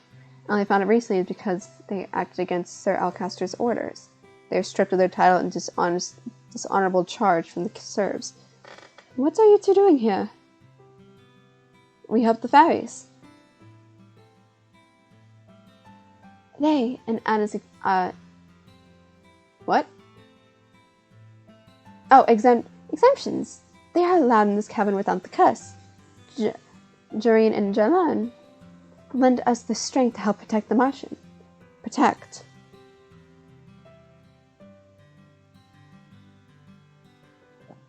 From the witches who will do anything to make sure the curses remain unbroken. And what's about you? I'm an exception. Also, I'm good. You keep forgetting the good part. Remember, not all witches are evil. Your curse is a test. A test. Originally, the wicked are cursed so they can learn to change. The curses are meant to teach them a lesson. I'm hoping the curse will teach you a lesson too, Ice Princess. And yet we did not get we got the Cinderella, not the original Elsa tale, which I actually don't know much about. Actually, no, I do know about the Ice Queen. It's a lot more fucked up. Forget I ever said anything. Because as the one few stories, I don't know fully. I'm only trying to help you. Where the fuck did my mouse go? It's right there. Is that a fucking dartboard? Wait. Huh? Why do we have a dartboard? I'm not gonna question. I don't need you to show me how to change. I want my life back. Well, to do that, you will need to break your curse. Try to make some friends, princess. They might be able to help you break your curse. Oh, I'd love to hang out and watch the princess try to be friendly. Fuck. We have work to do, Delora. Fine. Try not to make any more enemies, princess.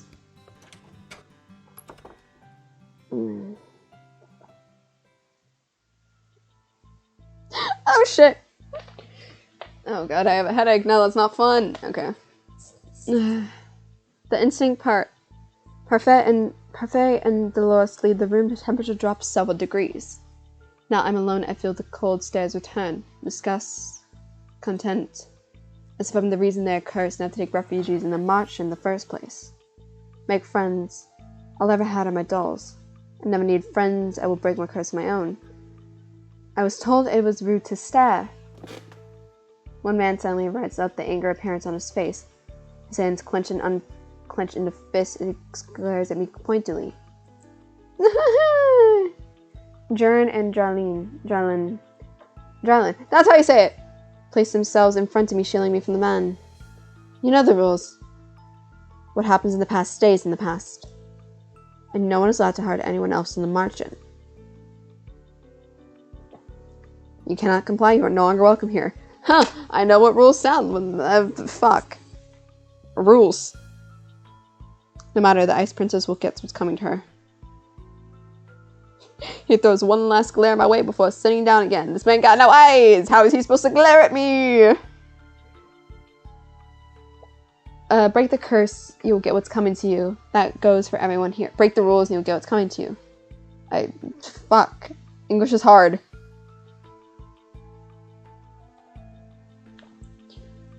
Jiren's tone is cold and firm. There's no doubt she means what she says.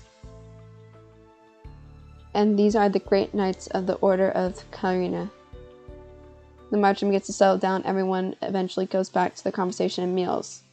I walk towards an empty table, realizing I'm being deliberately ignored. I become immersed in my own thoughts as I sit down. One thought, however, comes to me immediately. They hate me. They hate me somehow when I'm only ever left in the palace twice in my life. How did this happen? The only people who treated me with any respect were Annis, Jiren, and Garland, because they cannot remember who I am. Maybe being in the margin was not. I like how we're forgetting Watts and Karma. You know, the two people who fucking brought you here. I doubt there's anyone here that wants to help me break my curse. Probably see me suffer under its weight. 3 good deeds. How am I supposed to complete 3 when I do not know if I'm even accomplishing 1? Karma! May I join you?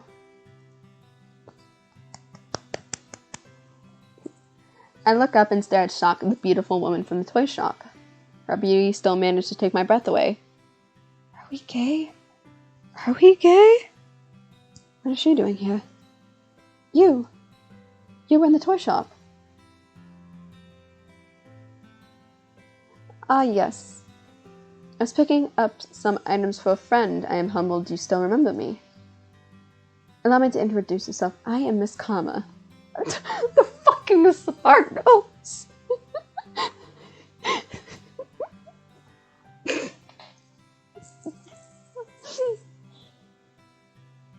That is well timed. That is a well timed Discord message.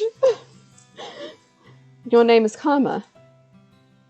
A suitable name for someone as beautiful as me, no?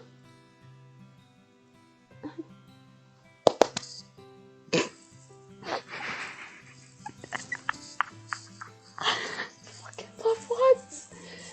Karma, your narcissism is going to scare the princess away. Oh, hey, you're that magical boy. Boy. Oh, how the parrot boy. Call me that one more time and I'll ruin that pretty face of yours. You would hit the lady. How savage. No! Don't insult Canon. We love him too much. Even though I can't fucking play him yet! Anyways, I'm Walt, Cresswell. I have the Netherland curse. What's about you, princess? What is your curse? We're not going to talk about the original Peter Pan. We're just not. Does everyone share what their curse is? We talk about it freely in the march, and the whole point is helping each other break our curses, after all. Hard to do if we keep our fairy tales quiet. He pauses, then narrows his eyes slightly. Well, some people keep their fairy tales a secret. He eyes Karma, briefly cocking an eyebrow. The smile never leaves Karma's face. Has anyone managed to break their curse? I've been told a few have. A few, that's not very reassuring. Well, at least the curse can be broken. I cannot say particularly that reassures me either. Fucking the atomic energy from Oron that Karma gives me. But alas, you darling. Is that your curse? You can't talk to us about this? Tell us what it is. Cinderella. Oh goodness, Cinderella. Yeah. That explains the nature of your curse, only it's reversed, hasn't it? Riches to rags. That's one way of putting it. Karma, you're not helping. You really are better off ignoring him. He mostly speaks nonsense.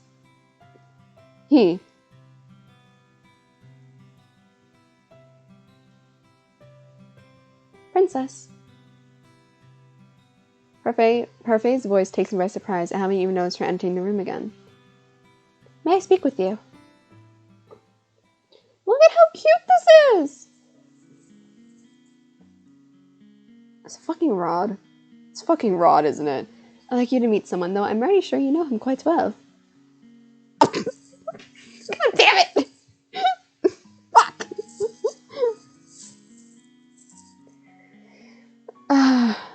Incest, we love it. Oh god. I hate myself more. But again, we're doing it first to get it out of the way, no matter how uncomfortable it is going to make my entire body feel. Rod. So you really are cursed. I was one who gave Shabby to Rob when he was still on his way. But he still had some way to voice his opinions. Sebby. Short for Sebastian. Cute, isn't it? It's nice to meet you, princess. Sebby's voice changes when it greets me. Its tone is usually lower whenever it speaks to Rod. Perhaps that is Rod's voice actually sounds like. Wait, if he remembers me, that means the mermaid curse. What? That is my curse. Yeah, he has he has Ariel's curse. So he has the original Little Mermaid curse.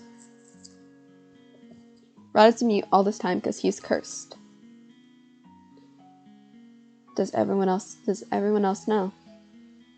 Obviously, they're in my family. Even the king. He knows as well. So I'm the only one you've never told. I didn't think you particularly cared either way. He's not wrong. Yet I cannot believe I didn't even know. I was left out once again. What are you doing here? I've been trying to help Rod with his curse. That's why he comes to the Martian from time to time. I don't even want... Anyways, I came here today to confirm that you were truly cursed. I wanted to see it with my own eyes. It was a big surprise when I woke up today you weren't in the palace. Even bigger surprise when I found out no one remembered you. It's been a day since I've been cursed. I wonder, how are things in the palace? Livelier, happier. Happier? I've never seen my family happier than they are now. I say it's a good thing you aren't the princess anymore. Damn. I always thought Rod didn't care about me regardless, but this is the truth. Fuck. Fuck, fuck, fuck, fuck, fuck!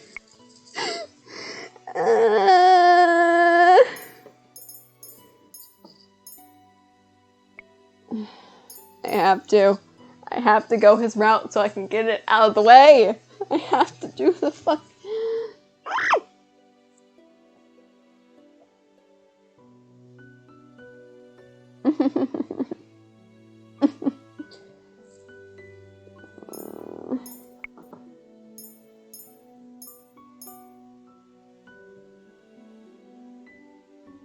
So I have to be cursed for you to open about how you truly feel. The only reason I didn't say anything earlier is because of M didn't want me to. I'm happier too. Now you're gone, I don't have to pretend to like you anymore. I'm going to return to the palace now. I'm gone and they're all happier.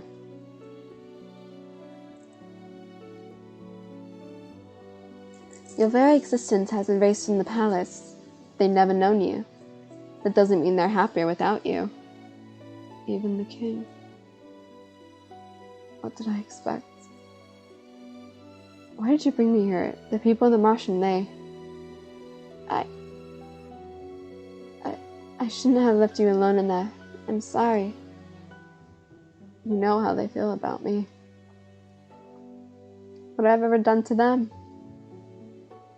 Now isn't the right time to explain. When will it ever be the right time? So many things have happened to you. I need you to be patient, Venus.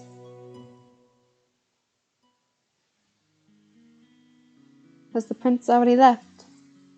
Yes, he has. Princess didn't...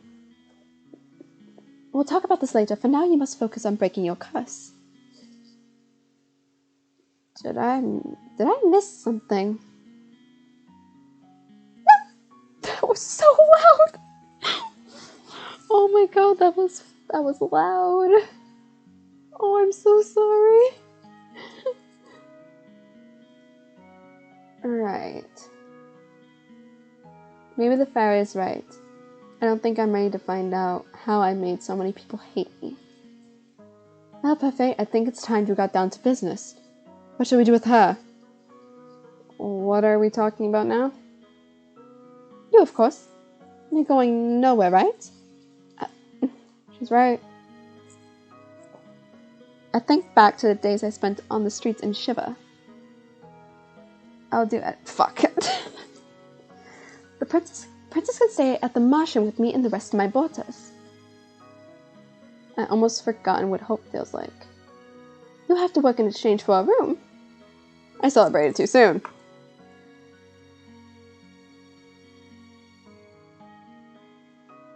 Oh, Jesus Christ. Assignments are rolling in like crazy. What? Magic has limitations. Just like everything else, magic just doesn't appear out of thin air, not even for a fairy. The Martian doesn't even attract many customers, since only the curse and a few others can enter. I sell potions here and there, and I have several hungry mouths to feed, and my funds are tight. I thought fairies lived in luxury. Oh, you... Parfait, are you broke? Ouch, even the Ice Princess can tell. And yet, you're still taking people in. That's always how Parfait operates. She's good-natured to a fault. Oh shit, it's really fucking dark. I could suffocate. I told suffocating beneath my death would be what killed me. Why don't you just leave? I assume you have enough to take care of yourself.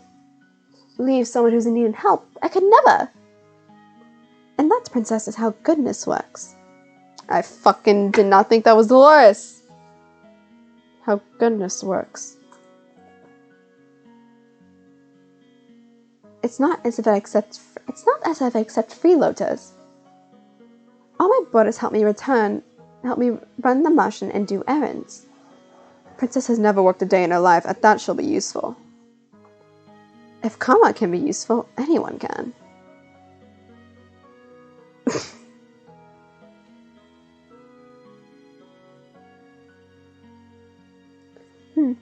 I've yet to see karma do anything but useless. Princess, you're the more welcome to stay if you're willing to help out. That's the least you can do for a roof over your head and 3 meals a day. Oh, and shoes. Do I even have a choice?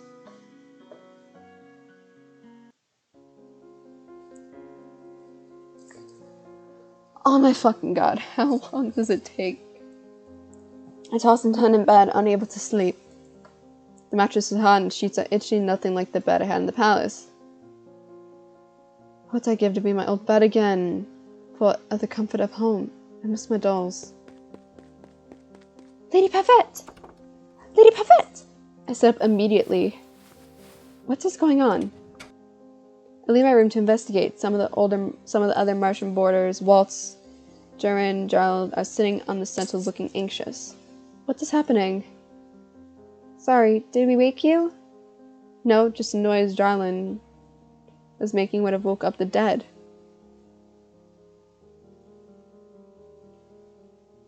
Is it Rumple? Durin and I found an injured man while we were doing our rounds. We brought him here. An injured man? Wait, what were you doing outside? It's almost 1 in the morning. How the fuck do we know what time it is? Clocks were invented? Nothing you need to worry about. Lady Parfait and Amy's attending to the man now. These men's... Will they help anyone they find on the streets? What if this man is dangerous?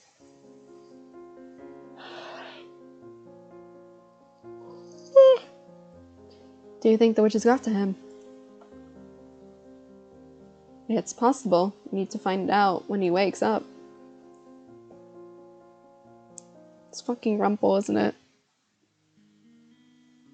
Yep, it is.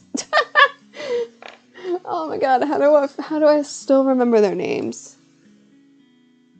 How the fuck do I still remember Ezekiel's name?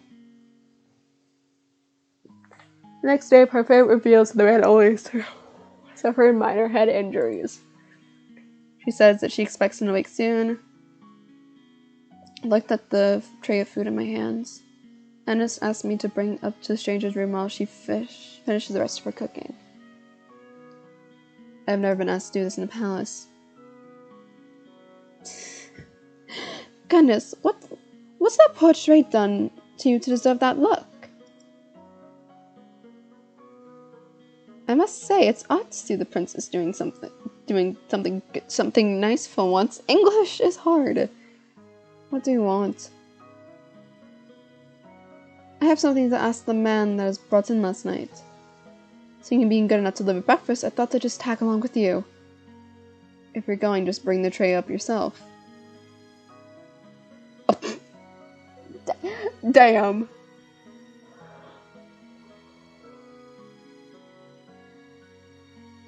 You are not in any position to delegate your duties to me, Miss Venus. Come on, our guest must be famished. Seeing no way out, I follow Dolores out to the room I've been fucking put in. This is so long!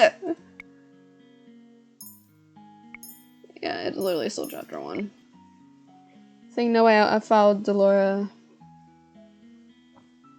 The spare room the man has been put in. Come in.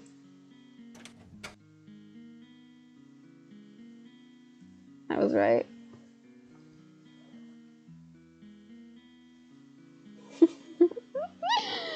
I thought the man would have been old, but to my surprise, he looked young, probably in his early 20s.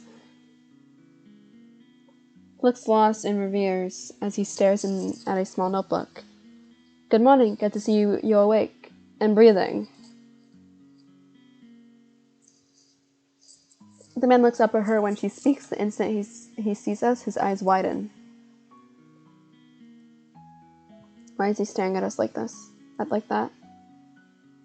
Oh no! Oh no. Am I dead? What? I forgot this music. I would. Yeah, this is the music. Am I in heaven? Or maybe.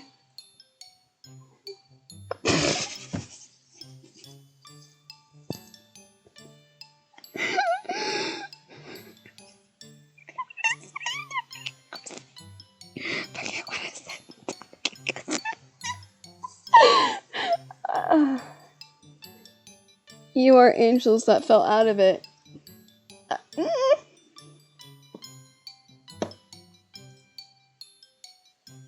The fucking... I see.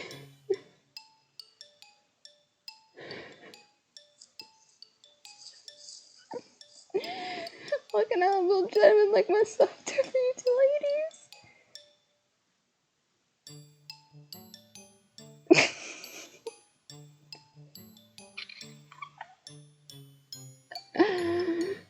Man has the guts for trying. Oh, you can try me on this bed. Nope! I followed your lead on this one, princess. Princess? Of course.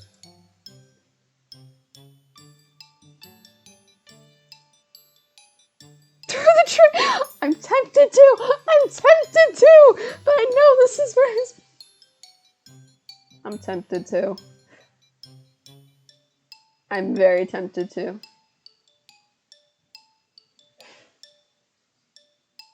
I'm very tempted to. We're gonna throw the tray. Can I throw a tray at him? I'm tempted to let you.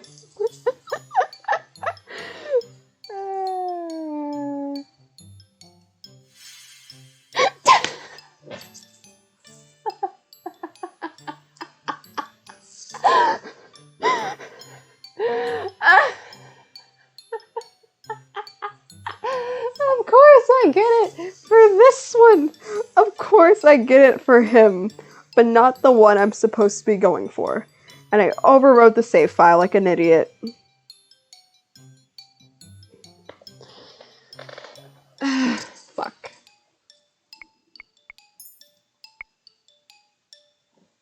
Oh god, and that file was so far. I'll go back for it later. But oh my god. You! Oh, he's awake. Oh, that lovely Leva is... Oh my god, I don't think my heart can handle.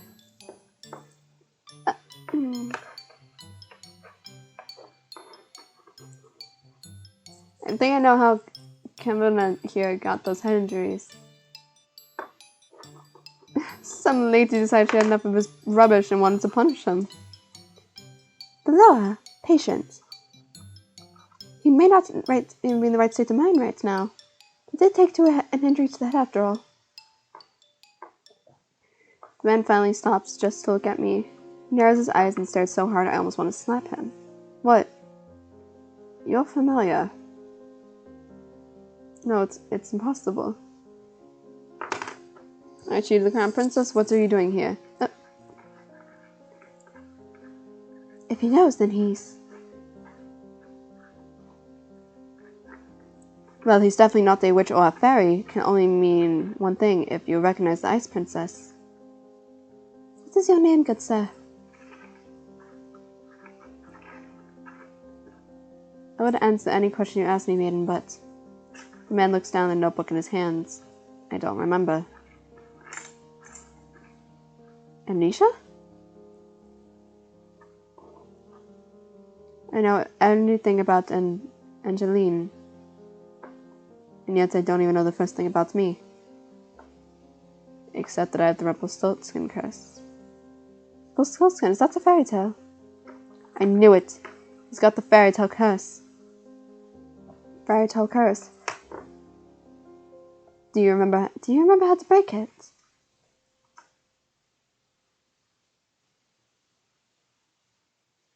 Fuck, I actually...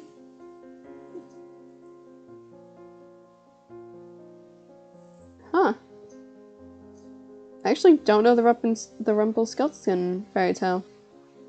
That is very fucky-wucky of me. What do I remember? I need to collect 3 journal and make them appear in a journal as entries. So we have the shoe. So he has a notebook and someone has the box. And then I think someone else has something, and then the 2 others. He shows the notebook he'd been holding on since we entered the room. My first memory of waking up and holding this. I thought there'd be any information in here, but it's empty. Another victim of the curse. You must be tired. You just leave your breakfast here and we'll give you some time to yourself. I'll be outside if you need anything else.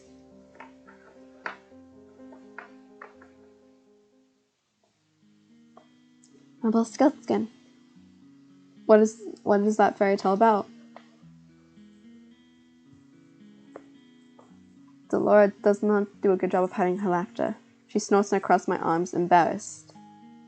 That's the fairy tales in the past before I got the chance to read all of them. Fine, I'll keep it short. Never mind. I remember it now.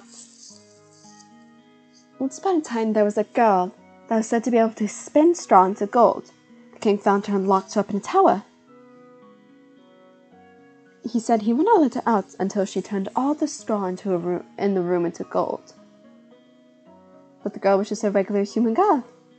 She knew she would never be able to turn the straw into gold and feared that she would be locked up in the tower forever. There was an odd little man appeared before her and offered to do the job for her if she gave him something in return. The man gave him her necklace, and the man spent the rest of the night spinning the straw into gold. However, the girl wasn't released. The second night she was given more straw to spin, and the little man appeared once more. This time, she gave him her ring. All jewelries that have some importance to me. What's next? The third night, the king ordered her to spill the straw one last time. If she did, she would be released and made as a queen. However, that night the girl had nothing left to give the little man, so they made an agreement. He would spin the straw into gold for her as long as she gave him her first child. Personally, I never understood why the girl would marry the prince in the first place. Hush, I'm trying to tell a story here. Years passed and the queen finally gave birth to her first child. That night, the odd little man returned and demanded his due, but the queen did not want to give up her child. The man then said he would not take the child if the queen was able to guess his name in 3 days. The man's name was Rumpelstiltskin. Did she get it? Oh yeah. The night before her time was officially up, the queen was drawn to the fort. My necklace just slapped me in the face, was drawn by the sound of a little voice. Saw the little man celebrating his upcoming victory, telling had nobody who She saw the little man celebrating his upcoming victory, singing about how nobody had ever or ever would guess his real name, which was Rumpelstiltskin. He didn't sound particularly smart. So agreed the general populace. Sometimes I wonder how Hans was able to come up with such tall tales. Well, the market is opening soon. I expect another busy day. Especially busy for you, Venus. You need to start coming up with the good deeds. Bro.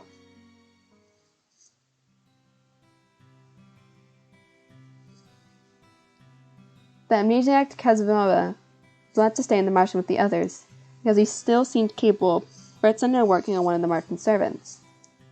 Hermes protested that he remained in bed fell on deaf ears.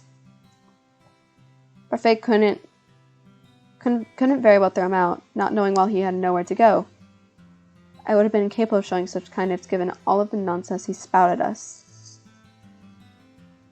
The people that frequent the martian began steadily ignoring me altogether, like I do not exist. Better than staring the hateful looks. Rumpel, you aren't here to flirt!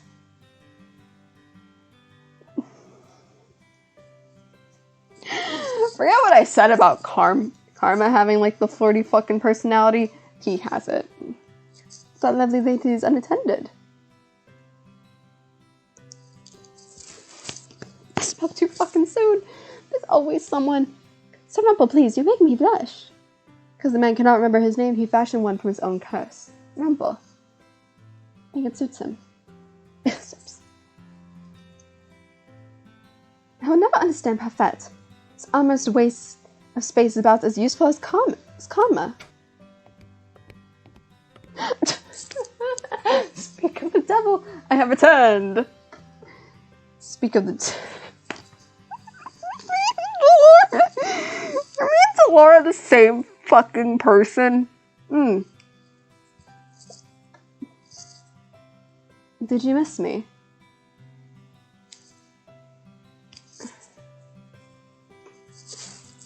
No, it's not raining outside. Karma had left abruptly yesterday saying that she had some very important to take care of. Watts trailed in after her now, carrying silver boxes in arms.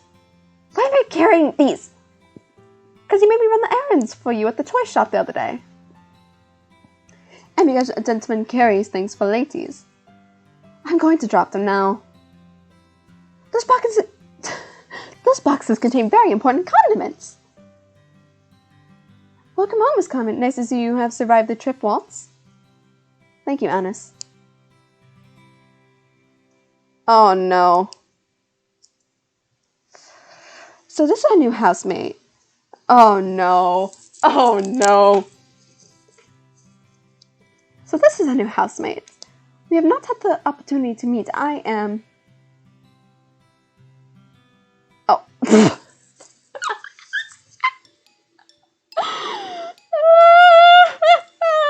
I'm all surprised when Ruffles suddenly reaches out to grab Karma's hand. My life before as the moment has been... Now that you have entered my bleak existence, I sense brightly vivid than you. Uh-oh. Uh-oh. Uh-oh. Uh-oh. I am Ruffle, my sweet... Let's talk of marriage.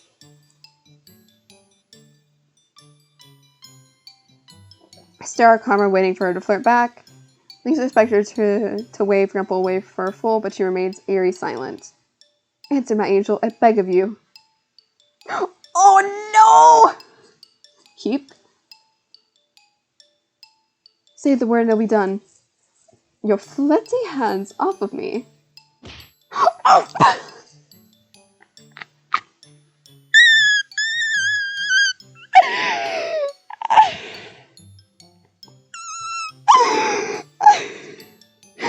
Ow. Not again. Oh, I would never be interested in the likes of you. Come on, lad. Give a good beating like the one you gave me. My queen, there's no need for violence. What did you call me? Please calm down, Rainbow's still recovering. What's going on? Karma's a man!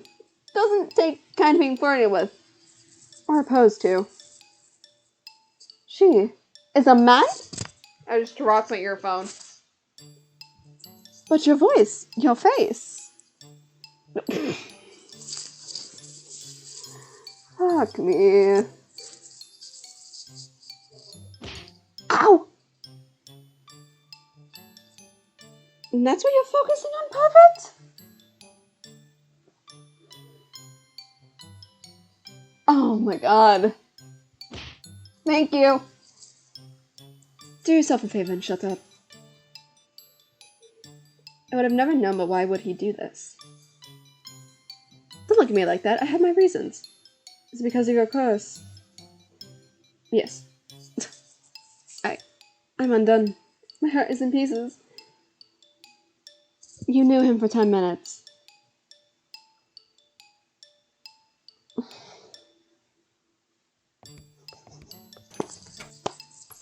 My fucking god.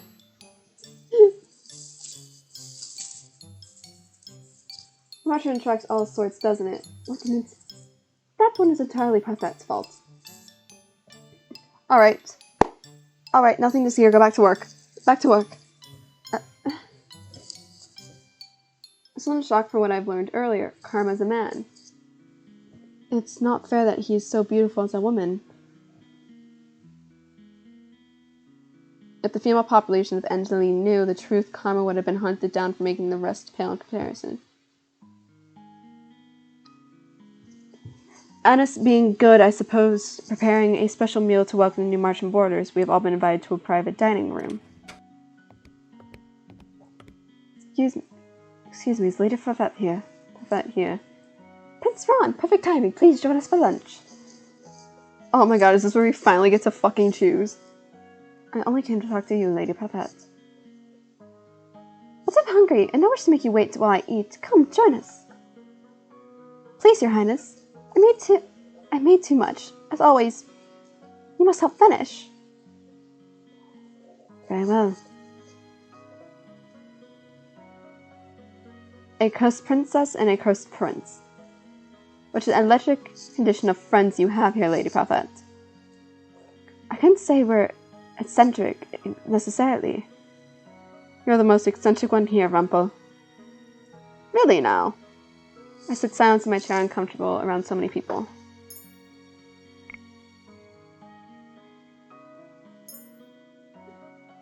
I'm gonna fill up this entire damn thing, aren't I? Bro, let me choose. Even when my mother was alive, I had my meals alone since my parents were always too busy to sit down for meals with me. No. No, your mother was just a bitch. I must state that for the record. The meals with Ophelia and her children were always awkward and silent. Somehow the atmosphere here was lively and friendly, even though I'd barely known anyone here. Is something wrong? Excuse me? You barely touched your food. Don't like it? Dolores said this is one of your favorites. What is it? I'm just not... What the fuck is it? They say that sharing a meal brings family together. Jeanlin. I apologize. Close together, huh? So, have you made any progress doing good things, princess? There's no way, man. I have not completed a 1. Oh, I forgot. You're not so good on doing the good front. So that's very helpful. Why don't you ask someone to teach you how to do good? What? Well then, I asked someone here today. As in, ask some type of lessons. So trouble on your own, you should ask someone to give you good advice or teach you. It's simple as that. So I hear the princess need advice? Oh no, then she's in luck! Excellent advice, and believe me when I say I can teach almost anything.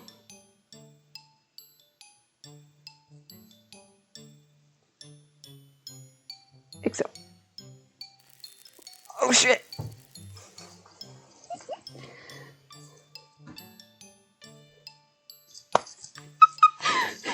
The fucking mix of Walt and Delora. From one side of flirting to bitter enemies, all in the span of a few hours. That man broke my heart. Anyways, also help any way I can, princess. I can't choose the canon yet. I can't choose the canon yet.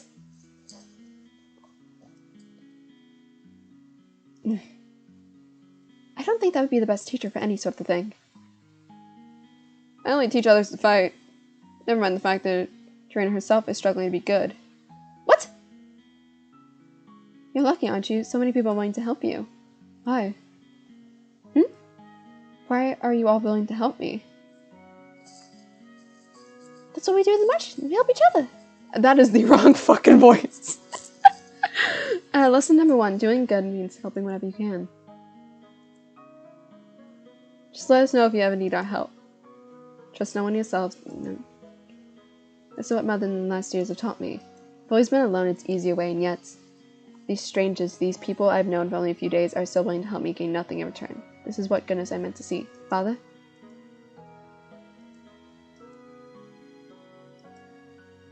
What I must do? Do I finally get to fucking choose? Yes, I do. Oh my god. I don't see why this is necessary. Of course it's necessary, princess. What can be useful? Last hour, Parfait and Deloria have been debating the chores they want to give me. I cannot believe they're seriously going to make me work like a commoner. No freeloaders at the mushroom, remember? You do not put all the princess card anymore now that you are a homeless peasant. Being demoted to homeless peasant is not my fault. Or you really think about it, it's kind of on me to demote you. Stop teasing her, Delora. Venus has a lot thrown at her already. I'm always speaking the truth. Besides, working to live at the commonest way of life is the least it's rewarding. Ow, that hurt. But if you do nothing, you get to nothing. No food, no clothes, no bed. God damn. Shit then. Throw me to the wolves, why don't you? That'd be a hell of a lot better than doing that.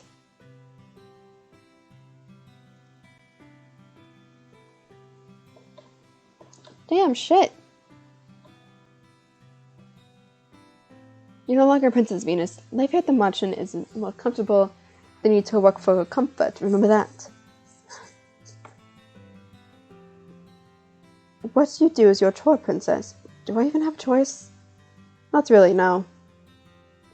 Let's see. How about cooking duties? No way, she'll burn a salad. The fuck? She could be a receptionist. Then we lose all of our customers. That's probably true.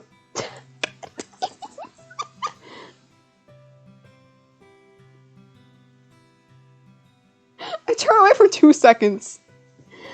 I'm right here, you know. Sorry. Do you have any useful skills at all? As a princess, I had servants who did everything for me. They cleaned my room, helped me dress. How am I expected to possess skills for things I've never done? Ah! I found the perfect job for our Cinderella. Oh no.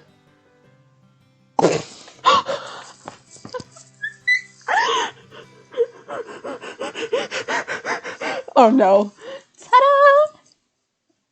I just wish I hadn't slept in the washroom floors. What? Perfect, even she'll be able to do that. Could you, princess? I refuse. But look, I even put the cutest bow ribbon on the broom just for you, your own very special broom. A princess does not clean.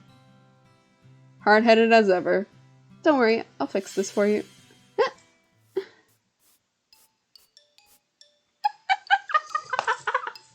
Yes! Suddenly the broom flies in my hand. I'm pulled helplessly along as the thing sweeps the floors. I try to pull my hands away, but as mighty women glued to the broom, they do not budge. What have you done? You should be thanking me. I helped you with your duties. Dolores, isn't this a little bit too much? Oh, nonsense. The princess is learning useful new skills. Mr. Broom will teach her everything she needs to know. If the floor is dirty, Mr. Broom will come to life and start sweeping, and will not stop until the floors are spotless. What? Come on, Perfect. We got time for a cup of tea.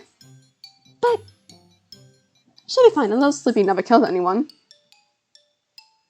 You are dreadful. Enjoy your time with Mr. Broom. Wait! Did they really just leave? Hey, slow down! Brigham's to sweep faster. Despite my protest, I'm still forced like a puppet to sweep the floors with grudging intent. Fucking shit, that's some nice-ass floors. I hate you. I can barely catch my breath after that. Princess, Perfect has sent me the check. How lovely, it's so clean I can see my reflection in the floorboard. I'm impressed. Don't even think about stepping in this room with your dirty shoes. Goodness, I don't know a princess would be such a terrifying creature. You're aware that the Martian is opening soon. The floor isn't going to stay clean forever. Do not open the Martian. I do sympathize with you, Princess. It's difficult adjusting to the commoner life. How do you know about that? More than you think. What? Oh, did I let that slip? That was my mistake. Kama just smiles at me, his eyes gleaming with playful mischief. He's definitely hiding something. My heads are red and sore from all the sleeping I've done today, reminding the rubbing the Salvine and absence offered me when I first woke up in my room surely would help somewhat. I place my hand and find surprise that it's very effective. Most of the redness quickly fades along with the pain. That's what my life would be like if I do not break the curse, forced to work day in and day out. Get used to it. I cannot let this stay as they are. I must act. I lay down to rest. Tiredness falls upon me like a heavy, suffocating blanket. I close my eyes and feel myself shift in the darkness of sleep. Despite having slept for hours, I still feel tired when I'm awake. That is because your body is not used to getting as much rest, so when it does, it takes an opportunity and is more tired. I glance at my hands and remember the saliva efficiency. Fuck. Whatever Annis gave me worked really well. I should ask her to make me more. I feel like this is not the last time I will need it. I must act quickly. The sooner I break the curse, the better. People who offered help are all here.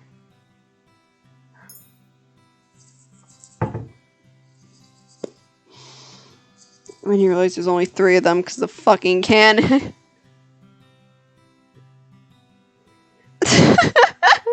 Hi, Jade. You came just in time. Because due to me not having to wait anymore.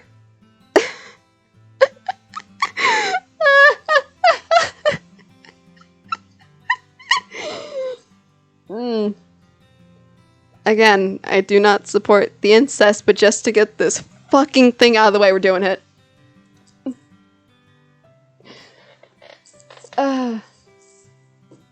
Okay, let me fucking save. Empty slot. Common route, chapter 2. Jesus Christ! Rod came to Martian to discuss something. Where's my ending? With Parfait? This is the 3rd time he's visited the tavern today since I've been here. I wonder what he's discussing with Parfait. Ron's eyes furrow as soon as he sees me enter the room. Oh, it seems like the princess has something she would like to speak about with you, Prince Rod. She probably already knows why I'm here. Thank you, Prince Rod, for telling me about this. I shall leave you with the princess now. If you know the tale, if you know the grim tale of the Little Mermaid, you know where this is going. Rod's expression turns grim. He clearly disapproves of me just being in the same room as him. As soon as Parfait lets, he shoots a glare in my direction. What do you want? All I've done is enter the room and he's already angry. I'm so not used to being treated like this by him. I'm here to ask about goodness. You're asking the wrong person, Venus.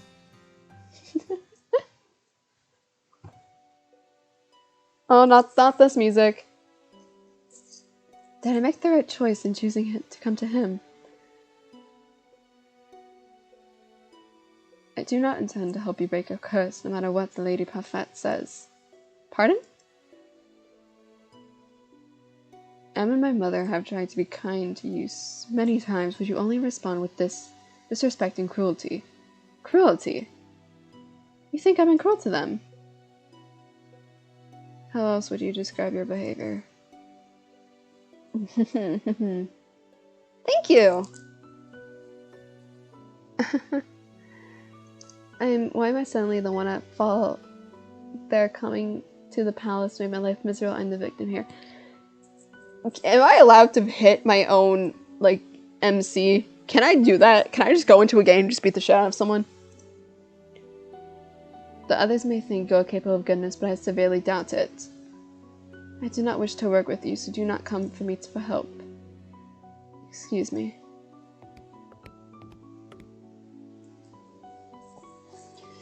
He turns around and begins to walk away, leaving me standing alone in the room, even angrier than I was before. How dare he treat me like this? I grab his arm and pull him around so he's facing me. I refuse to let him belittle me like this, especially since I'm making a conscious effort to change. What if I can help you break your curse? Will you help me then? Oh. Rod fixes me an icy stir before it goes away. I do not intend to break my curse. Ah! So we got the suicidal one! What? Rod shoots me one last glare before he leaves the Martian, leaving me standing there confused. He does not intend to break his curse. Why does he even come here? Why is he even here? I stare in the corner at the floor.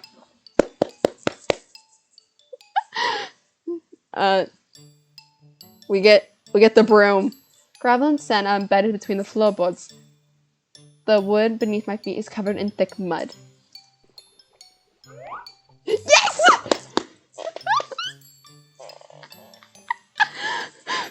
I love this fucking broom. Oh no. It's the best broom!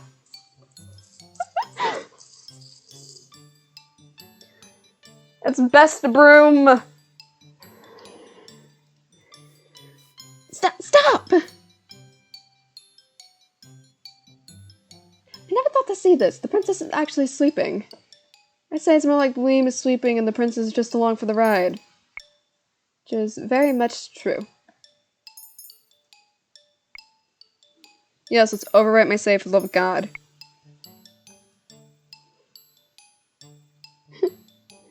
That broom is a mood. Broom is a mood, and we will appreciate this broom. Twitter, not now.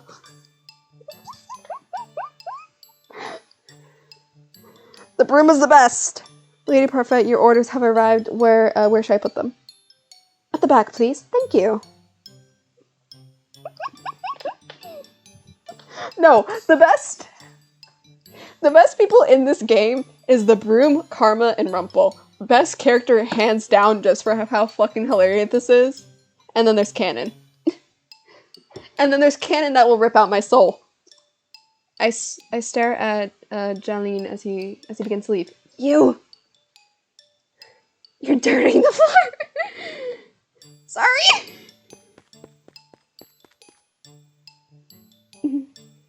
Jolene dashes across the floor with long steps and deep as leaves as few footprints as possible. This was Dolores doing it, wasn't it? Is it that obvious? This has witch having fun written all over it. I need water. Wow, completely spotless. You're the worst. Oh no, don't be mad. No. Broom protection squad. Don't be mad at the broom princess, it's only trying to help. It's doing nothing but making my life miserable.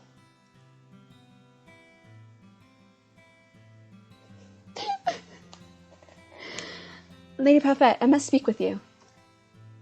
I look up at the witch that has just entered. She's a regular at the Martian. According to Parfait and Dolores, she's a good witch. She orders tea from time to time. She has mud on her shoes. Why is she glaring at me like that? I believe it's because of your shoes, dear. I had just cleaned the floor. Oh, I'm so sorry. I will clean up myself right away. Good.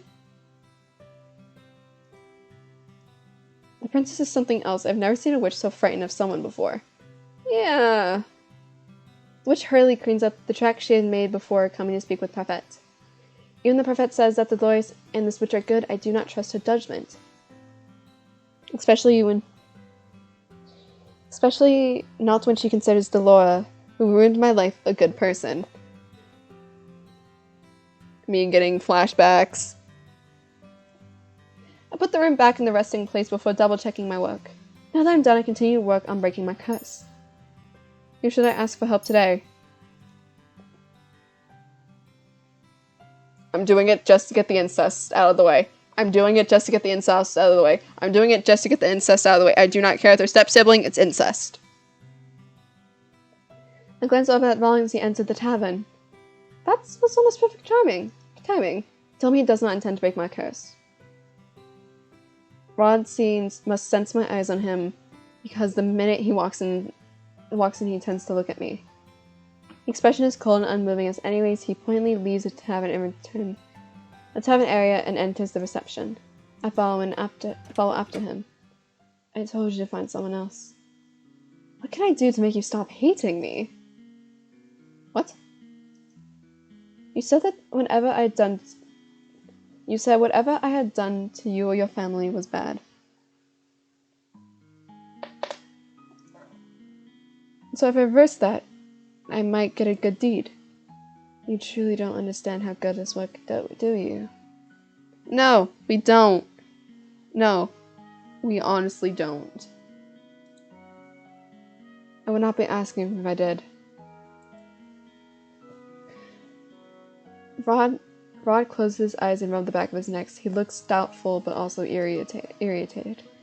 I intend to break my curse as soon as possible, as I will do whatever it takes, as it seems to me the easiest way to achieve a good deed is to fix the supposedly bad things I've done already.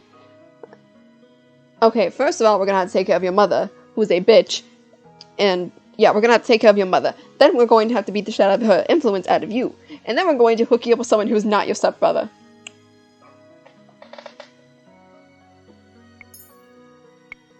Again.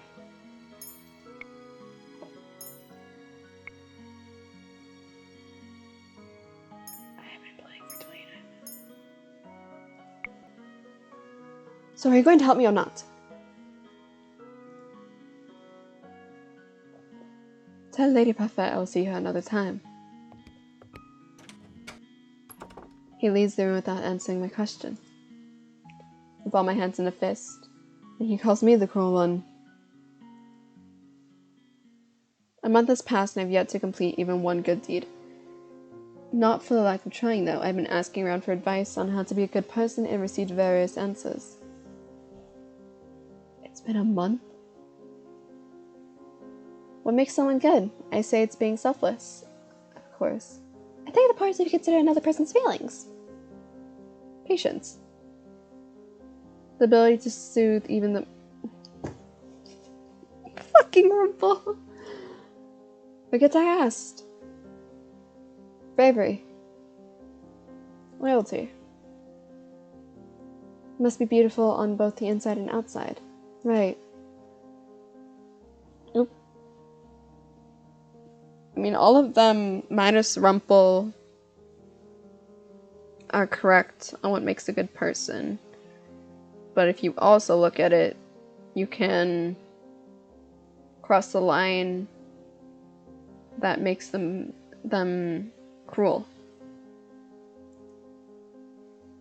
Must I be all those things in order to be good? According to Buffett, I cannot just pretend. It had to come from my heart.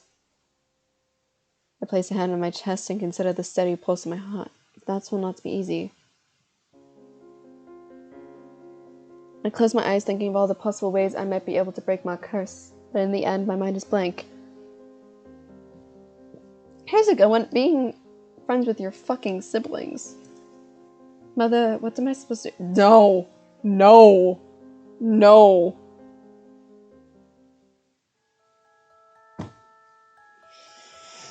Alright, time to call CPS this bitch.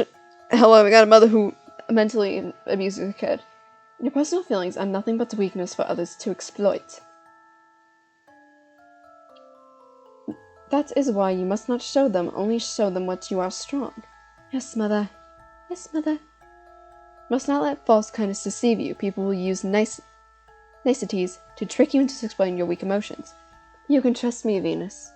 I will never hurt you. I will never lie to you. I am all you need. No, you are not. I love you, Venus. I love you too, mother.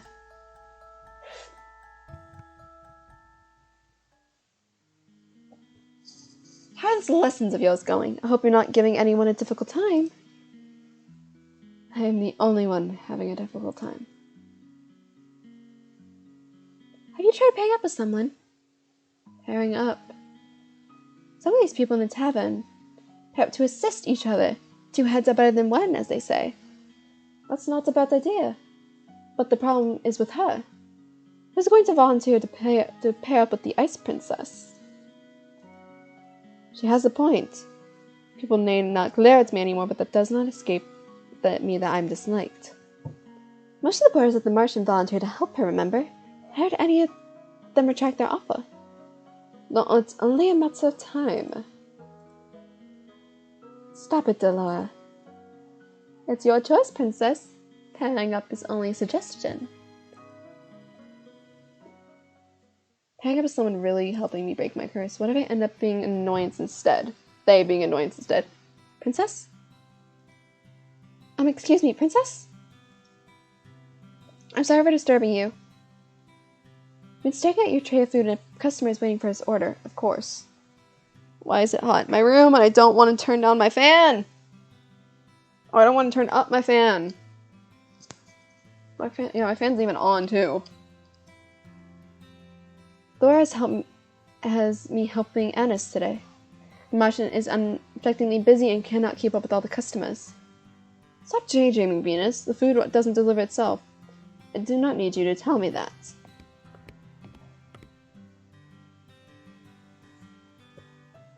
I will die for Delora with my entire heart. I stretched out on my bed. The stiff mattress does not help to soothe my aching muscles. I was on my feet the entire day, struggling to keep up with the steady stream of people that came into the Martian. I've never seen the Martian this busy. I roll onto my stomach and bury my face in my pillow, my arms and legs protest the movement. I refuse to live in this type of life much longer. I need to break this curse as soon as possible. Why don't you pair with someone? Pairing up might not be such a bad idea. Oh? Oh, you bastard! Oh, you bastards.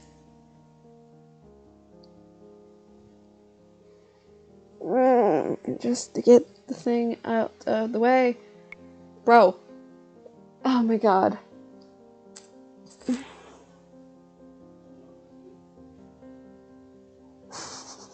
Just had my cat meow from downstairs. Just to get it out of the way. Just to get it out of the way. I change of pace. Okay. It literally just to get out of the way. Yes. Oh god, we are now actually on the route. We're on the route.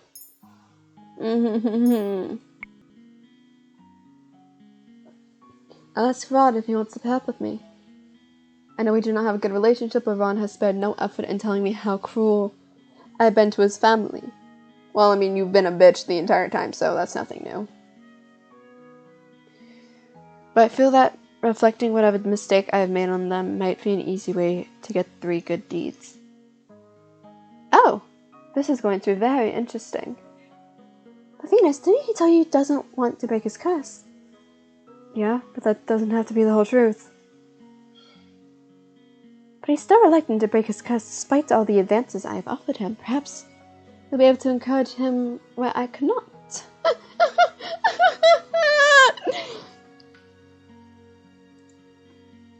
I do not care if he doesn't want to break his curse.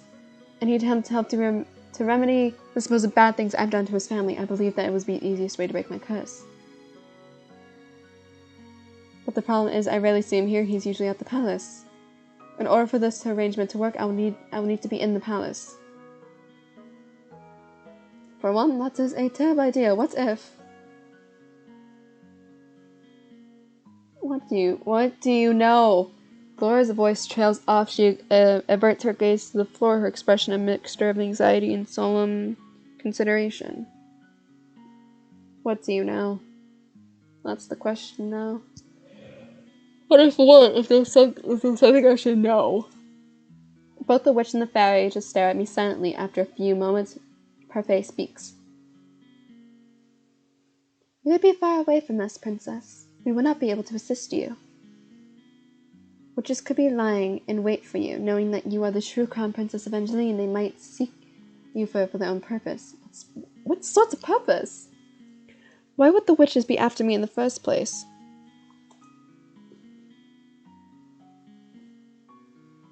Many of them have been corrupted by the talisman. Darkness had invaded their hearts, making them bitter. Many of them simply want to see the fairy curse continue to be undisturbed. This is all just speculation, but it is better to be safer than sorry. So what would you have me do? Laura? I have an idea. I can get her into the palace and make sure that there's someone there to look out for her. Oh. Just trust me, tomorrow the Ice Princess will return to her palace. I have a bad feeling about this. We should. That was quick! This cannot be happening. Well, I guess we're personal assistants to sister. Don't dilly-dally, the princess will so awake and expect her new maid. Hey, I'm the only one that's allowed to be a bitch.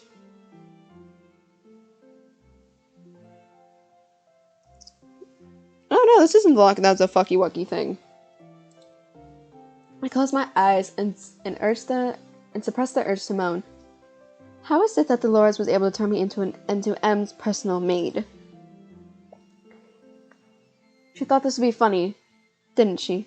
I'll make her pay for this. Expect you not to be late again. You have strict rules on how the palace staff should behave. I'm not exactly sure how Dolores managed this, but she told me that she was going to cast a spell on me and it would be over as soon as I opened my eyes.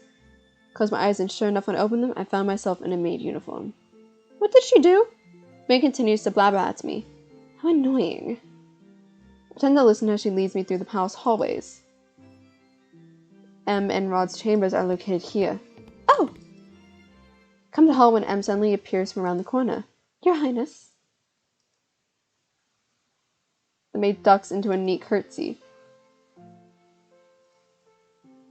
M's eyes meet mine. I tense as I wait for any signs of recognition from her. She only gives me a curious look as if wondering who I am.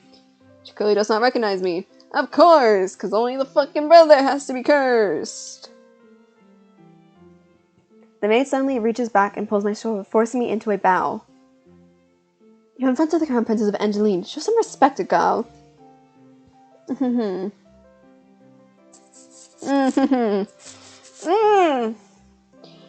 My apologies, Your Majesty. She is new and clearly needs to be taught some manners. I will hit you as hard as I can with the locket. Excuse me? Oh, please, there's no need for that. Is she trying to achieve by pretending to be kind to the palace maid? Who is she trying to fool? Yeah, Your Majesty, this is your new personal maid. M glances at the maid, looking confused. Why do I need a personal maid? It's by the king's orders, princess. M turns to look at me again. What is your name? She's talking to you, girl. I scowl at the maid before facing M. I cannot believe I've fallen so low that I'm now being ordered around by a maid. Venus. It's nice to meet you, Venus. I hope we get along.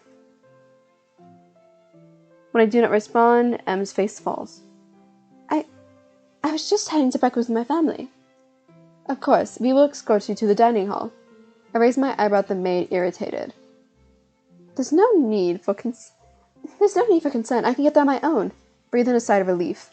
I'm not here to babysit her. Vainly Forrest had whispered something in my ear.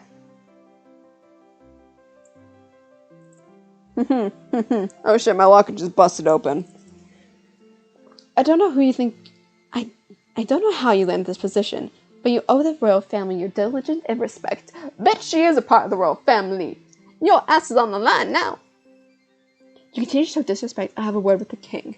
The maid pushes me forward and I'm forced to stand next to M. Time to throw hands? Time to throw hands.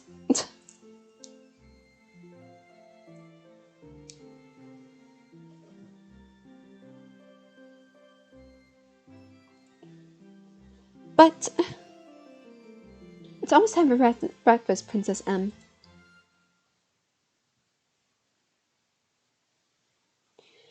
M frowns, then looks at me. I'm so sorry. What is she apologizing for? Good morning.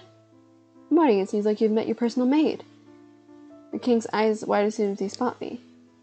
You look familiar. Does he recognize me? I feel a little tremble at my heart as I can turn to help. No!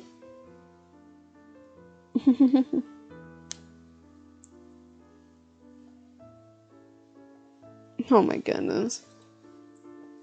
I should think of that came to the gates before. I deflated with a hopeless sigh. He remembers me as the peasant. This is the first time. Venus. That It's a lovely name. I'm glad to have you here, Venus. The king gives me a warm smile. The soft of his gaze make me angry. He never treated me so kindly when he remembered me as his own daughter. That's because your mother was a psychotic bitch.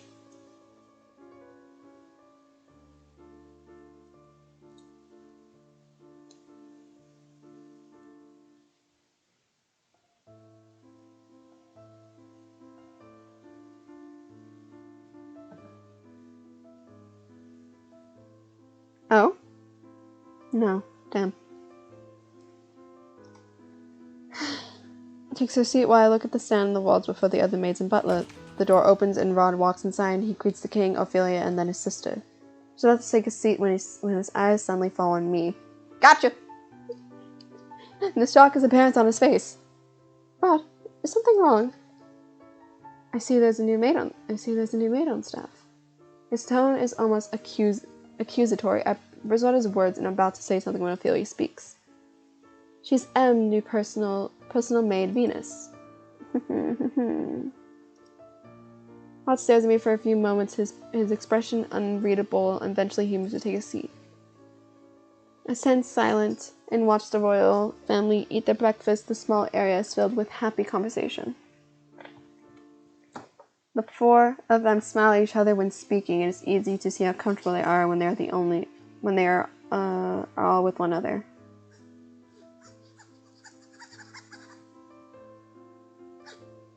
Oh, you do? Damn. When I was there, our meals were always super quiet. But everyone looks so happy now. I bite my lip with the heavy feeling away. Rod told me before, but I did not want to believe him. I turned back to the conversation at hand. Oh no, it's fucking marriage, isn't it? Ah, fuck. It's some good old forcing marriage. It's good old marriage forcing. The best kind of marriage. Arranged marriage. That's the word. Not forced marriage. Arranged marriage. Oh? I brought up this before. I brought this up before, but... Is this about... Yes, this is about the ball. Oh, yep. Exactly what I knew it was. Ophelia gives the king a disappointed look. It literally is fucking arranged marriage.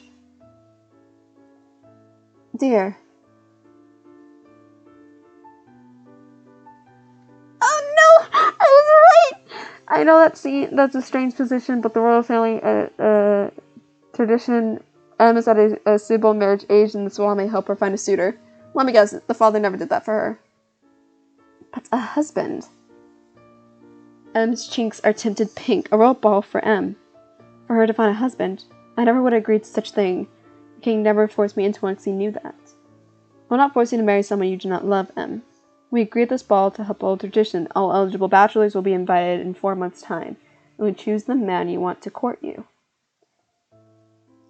If I did find my true love through a ball after all. That's not a feeling, he responds with a fond smile. But what if I don't choose anyone? We'll throw a ball once as per. We'll not force you into another ball if you do not find a good suitor. We'll uphold tradition at least once. Perhaps they will push you into thinking more about the future. I will not put any added pressure on you, M, but I will be able to help to see grandchildren before I give up my throne, as I am not getting any younger, you know. Father!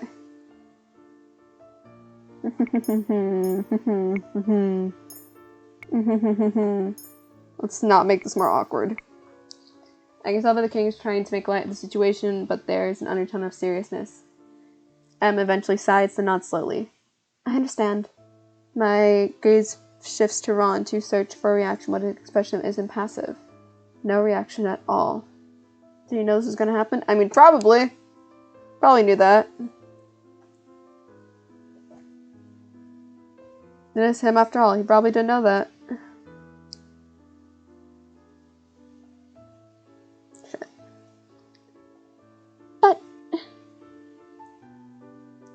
can I really be the princess? Can I really be the princess the kingdom of Angeline deserves? I feel so unprepared. You are the crowned prince of Angeline. You must be confident. And looks genuinely distressed. I'm finished. May I be excused? Sweetheart, you barely touched your food. You may. M stands up and ducks into a curtsy before rushing from the room. I do not move until I feel Rod's gaze at me. I'm meant to follow. Excuse me? Curtsy and follow after M. Oh, shit. Oh, no. Oh, no. I barely make it a few steps away from the dining hall before the room flies open and Rod is rushing behind me. What are you doing here? Oh, fuck. Fuck. I saved too early. I have to save it twice. I have to save it twice with the different fucking responses. I have to save it twice. I fucking hate myself. Where's the thing? Right here. Okay. Number 9 is for the good, and number 9 is for the bad. We're gonna do answer him first. I'm here to break my curse. You expect me to leave when people offer to help at the marching. Rod's expression changes, anger clear in his eyes. No, I know why you're here. What are you talking about? Motherfucker, we are actually not here to fuck you over.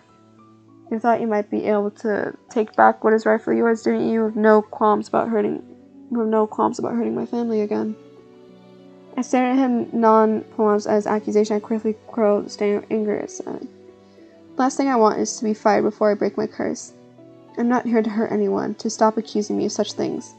We glare at each other in silence. That was the correct answer? That was the correct answer? Shit, okay. Load. That one, you will lose any progress. I really don't mind. Yes. Yes, avoid the question. Rod begins to revise and told me, I do not have time to argue with you. If you're here to break your curse, then you will not be getting any help from me. You are not the only person I can ask for help. Oh. I turn away from Rod to follow after him. After M, but Rod grabs my arm. I stop and glare at him. What now? Where are you going? I wrench out of Rod's hands. What do you think? I turn and walk away. Rod does not attempt to stop me. Alright, cool. Save. Usually you want to overwrite your save. Yes. And then load. Good. Back onto the normal route. Yes. I always thought that Rod was closed off and quiet, but his emotions are always blazing in his eyes. You shouldn't be here. Rod steps back, but his glare is still fierce. Did I put? No, I put it on the right way. I do not have time for this. I'm going to find M. Why? So you can insult her? No, because it's my job to attend to her. Excuse me. Oh my god, I can't overwrite. Oh my god, if I want to do that, and I'm gonna have to. That is going to be the most annoyingest thing in the world, and I have to go. And I have to go back. Pain. All I know is pain. All I know is pain. All I feel is just straight pain. All I feel is pain.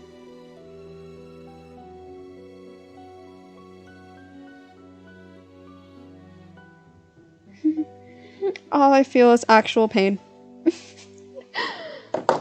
Last place I expect to find M is in the throne room. To much to my surprise, I find her standing along inside, staring up at the throne.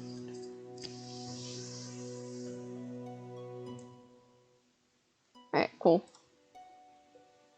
Oh. She turns to face me, she has a guilty expression on her face. I'm sorry. What is she apologizing for? I was very rude earlier, walking out everyone at breakfast. We always do it, so that's nothing new. M glazes back at the throne and sighs. I'm sure any other girl would be happy to have a ball. I mean, it's like something out of a fairy tale. But she sighs once again and looks down at her clasped hands. It all sounds so perfect in the fairy tales. 3 days until it takes before everyone found their true love. But I don't think that's how it works in real life. Do you? I say nothing in response when M turns her beseeching gaze on me. I don't know what I'm supposed to marry someone I barely even know. Is this really what it means to be a crown princess? Isn't this precisely what you wanted? Excuse me? When your mother married the king and became the princess, you went from rags to riches overnight. I cannot keep the bitterness in my voice when I speak. Your life is played out like Cinderella, is it not? All you're missing are the glass slippers, and even then I'm assuming the could arrange you a pair. I cannot understand why you are so unhappy. Neither can I. M turns away from me to face the throne once again, and then sun streams through the windows. I can see something shining on her cheek. She's crying. So ungrateful. Venus, what would you do? What? If you were in my place, if you became crown princess overnight, what would you go there with the ball? For the sake of Angelique's tradition? For the sake of your role? I would never do something so worthless. King never brought up the subject with me. He most likely knew I refused. M suddenly pats her cheeks and turns me a weary smile on her face. I could do with some fresh air. Shall we go to my friend's shop in town? We're only just exiting the throne when M stops short and I almost bump into her back. Oh! This bastard! Your Highness, what a pleasant... Does he fucking recognize us? Sir Mithras stops abruptly when he stares at me. Why is Mithras looking at me so intent? Something the matter, Sir Mithras? You fucking recognize it. No, nothing at all, Your Highness. I'm just... Snake. Amused. Have you met my new maid? This is Venus. Venus. There's something amiss I do not trust. The silence is stifling, so I curtsy him. Sir. Charming. He fucking knows. This bastard fucking knows. Oh, we're in trouble. Oh, the bad vibes! Jugga's vibes! Bad vibes! Sir Mithras turns his attention back to M. Yeah, I have no idea how to pronounce. Where are you off to this pleasant day? Oh, I'm just off to visit a friend. Make sure you bring the guards with you, Princess. Of course. I wonder what's taking him so long. M decided to invite Ron to join us for her visit. Once of the guards offered to get Rod for her, and he still has yet to show. Is it fucking Fritz? Another stands with us by the gate, ready to escort us down. Why did the king even have these incompetent fools? It's your fool. Maybe we should go look for Ron. Then if he gets here as soon as we search for him. I sigh. I'll go look for him. You can stay here. But you don't need to run errands for me. She has yet to ask me to do anything. What does she even think a maid even does? I look at her solemnly, not answering. Finally, she retaliates. Thank you, Venus. I incline my head just slightly before walking off. I feel like a babysitter. Eric. You offered. You offered to do this.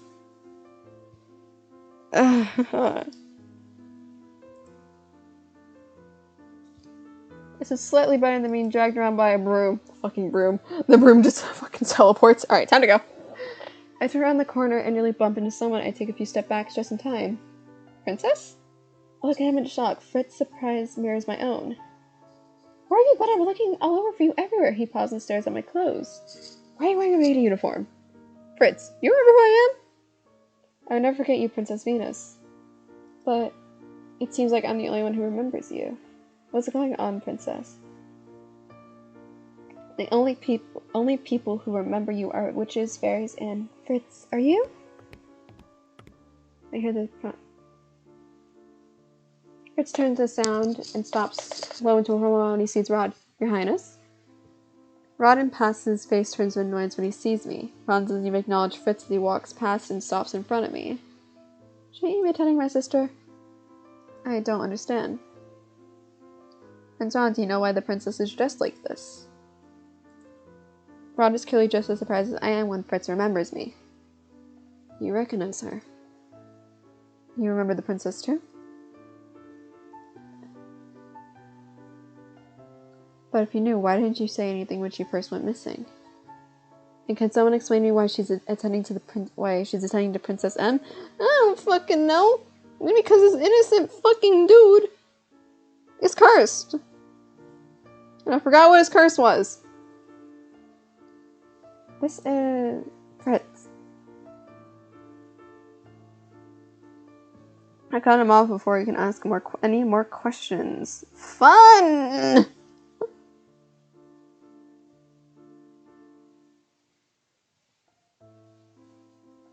No. No more questions. I just missed the thing. But, Princess, right now I am the palace maid. A what? Long story, I have no time to explain for now, so do not ask. Fritz is clearly disconnected and has been struggling for a few moments before he finally sighs and nods. Yes, Your Highness. I thought it was nice to hear someone speak. My title will not do if Fritz calls me one an accident. And it's just Venus for now. But, I turn to face Rod. M is waiting. What? The guards could not even deliver her message. Where are you going? Anne wants to visit her friend in the shop in town. She wants you to come with us, Rod. Town? Only I would not mind. Right now he must be unnecessary company. He might as well give me Wade.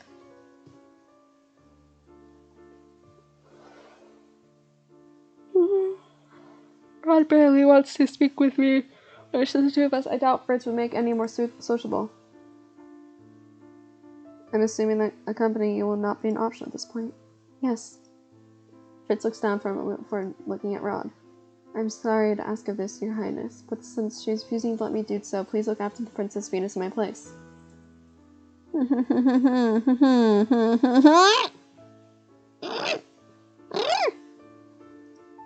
Ridiculous, I do not need to be coodled. Even if I did, Ron couldn't care less if I'm hurt.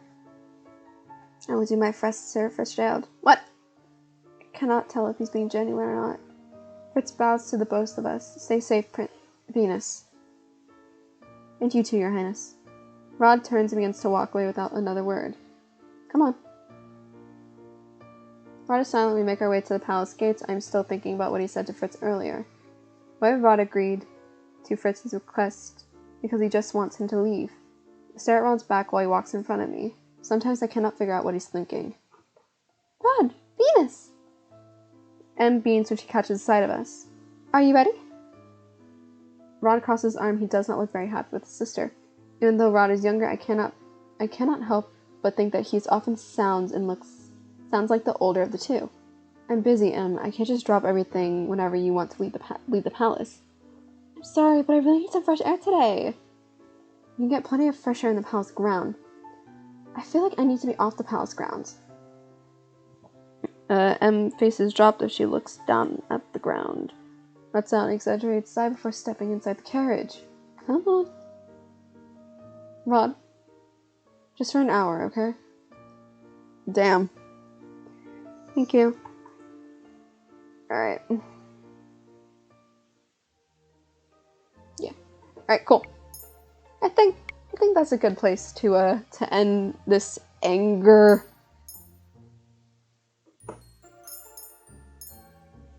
Let's just, yeah. Right out the save. Yes, I do, because I already have the other one for the bad ending. Alright, cool. Perfect. Yeah. Woo! Yeah, thank you for watching. This is gonna be awkward as hell. Yeah, let's see. Where should we raid? Let's go raid Rambo's Not Life. No, I know who to raid. Let's go raid Shovel. That'd be a good person to raid.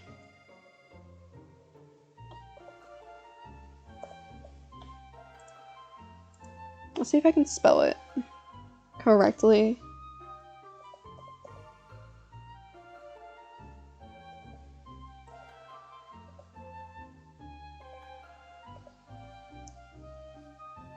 Oh yay! It worked! Alright. Well, see you guys tomorrow. Go raid.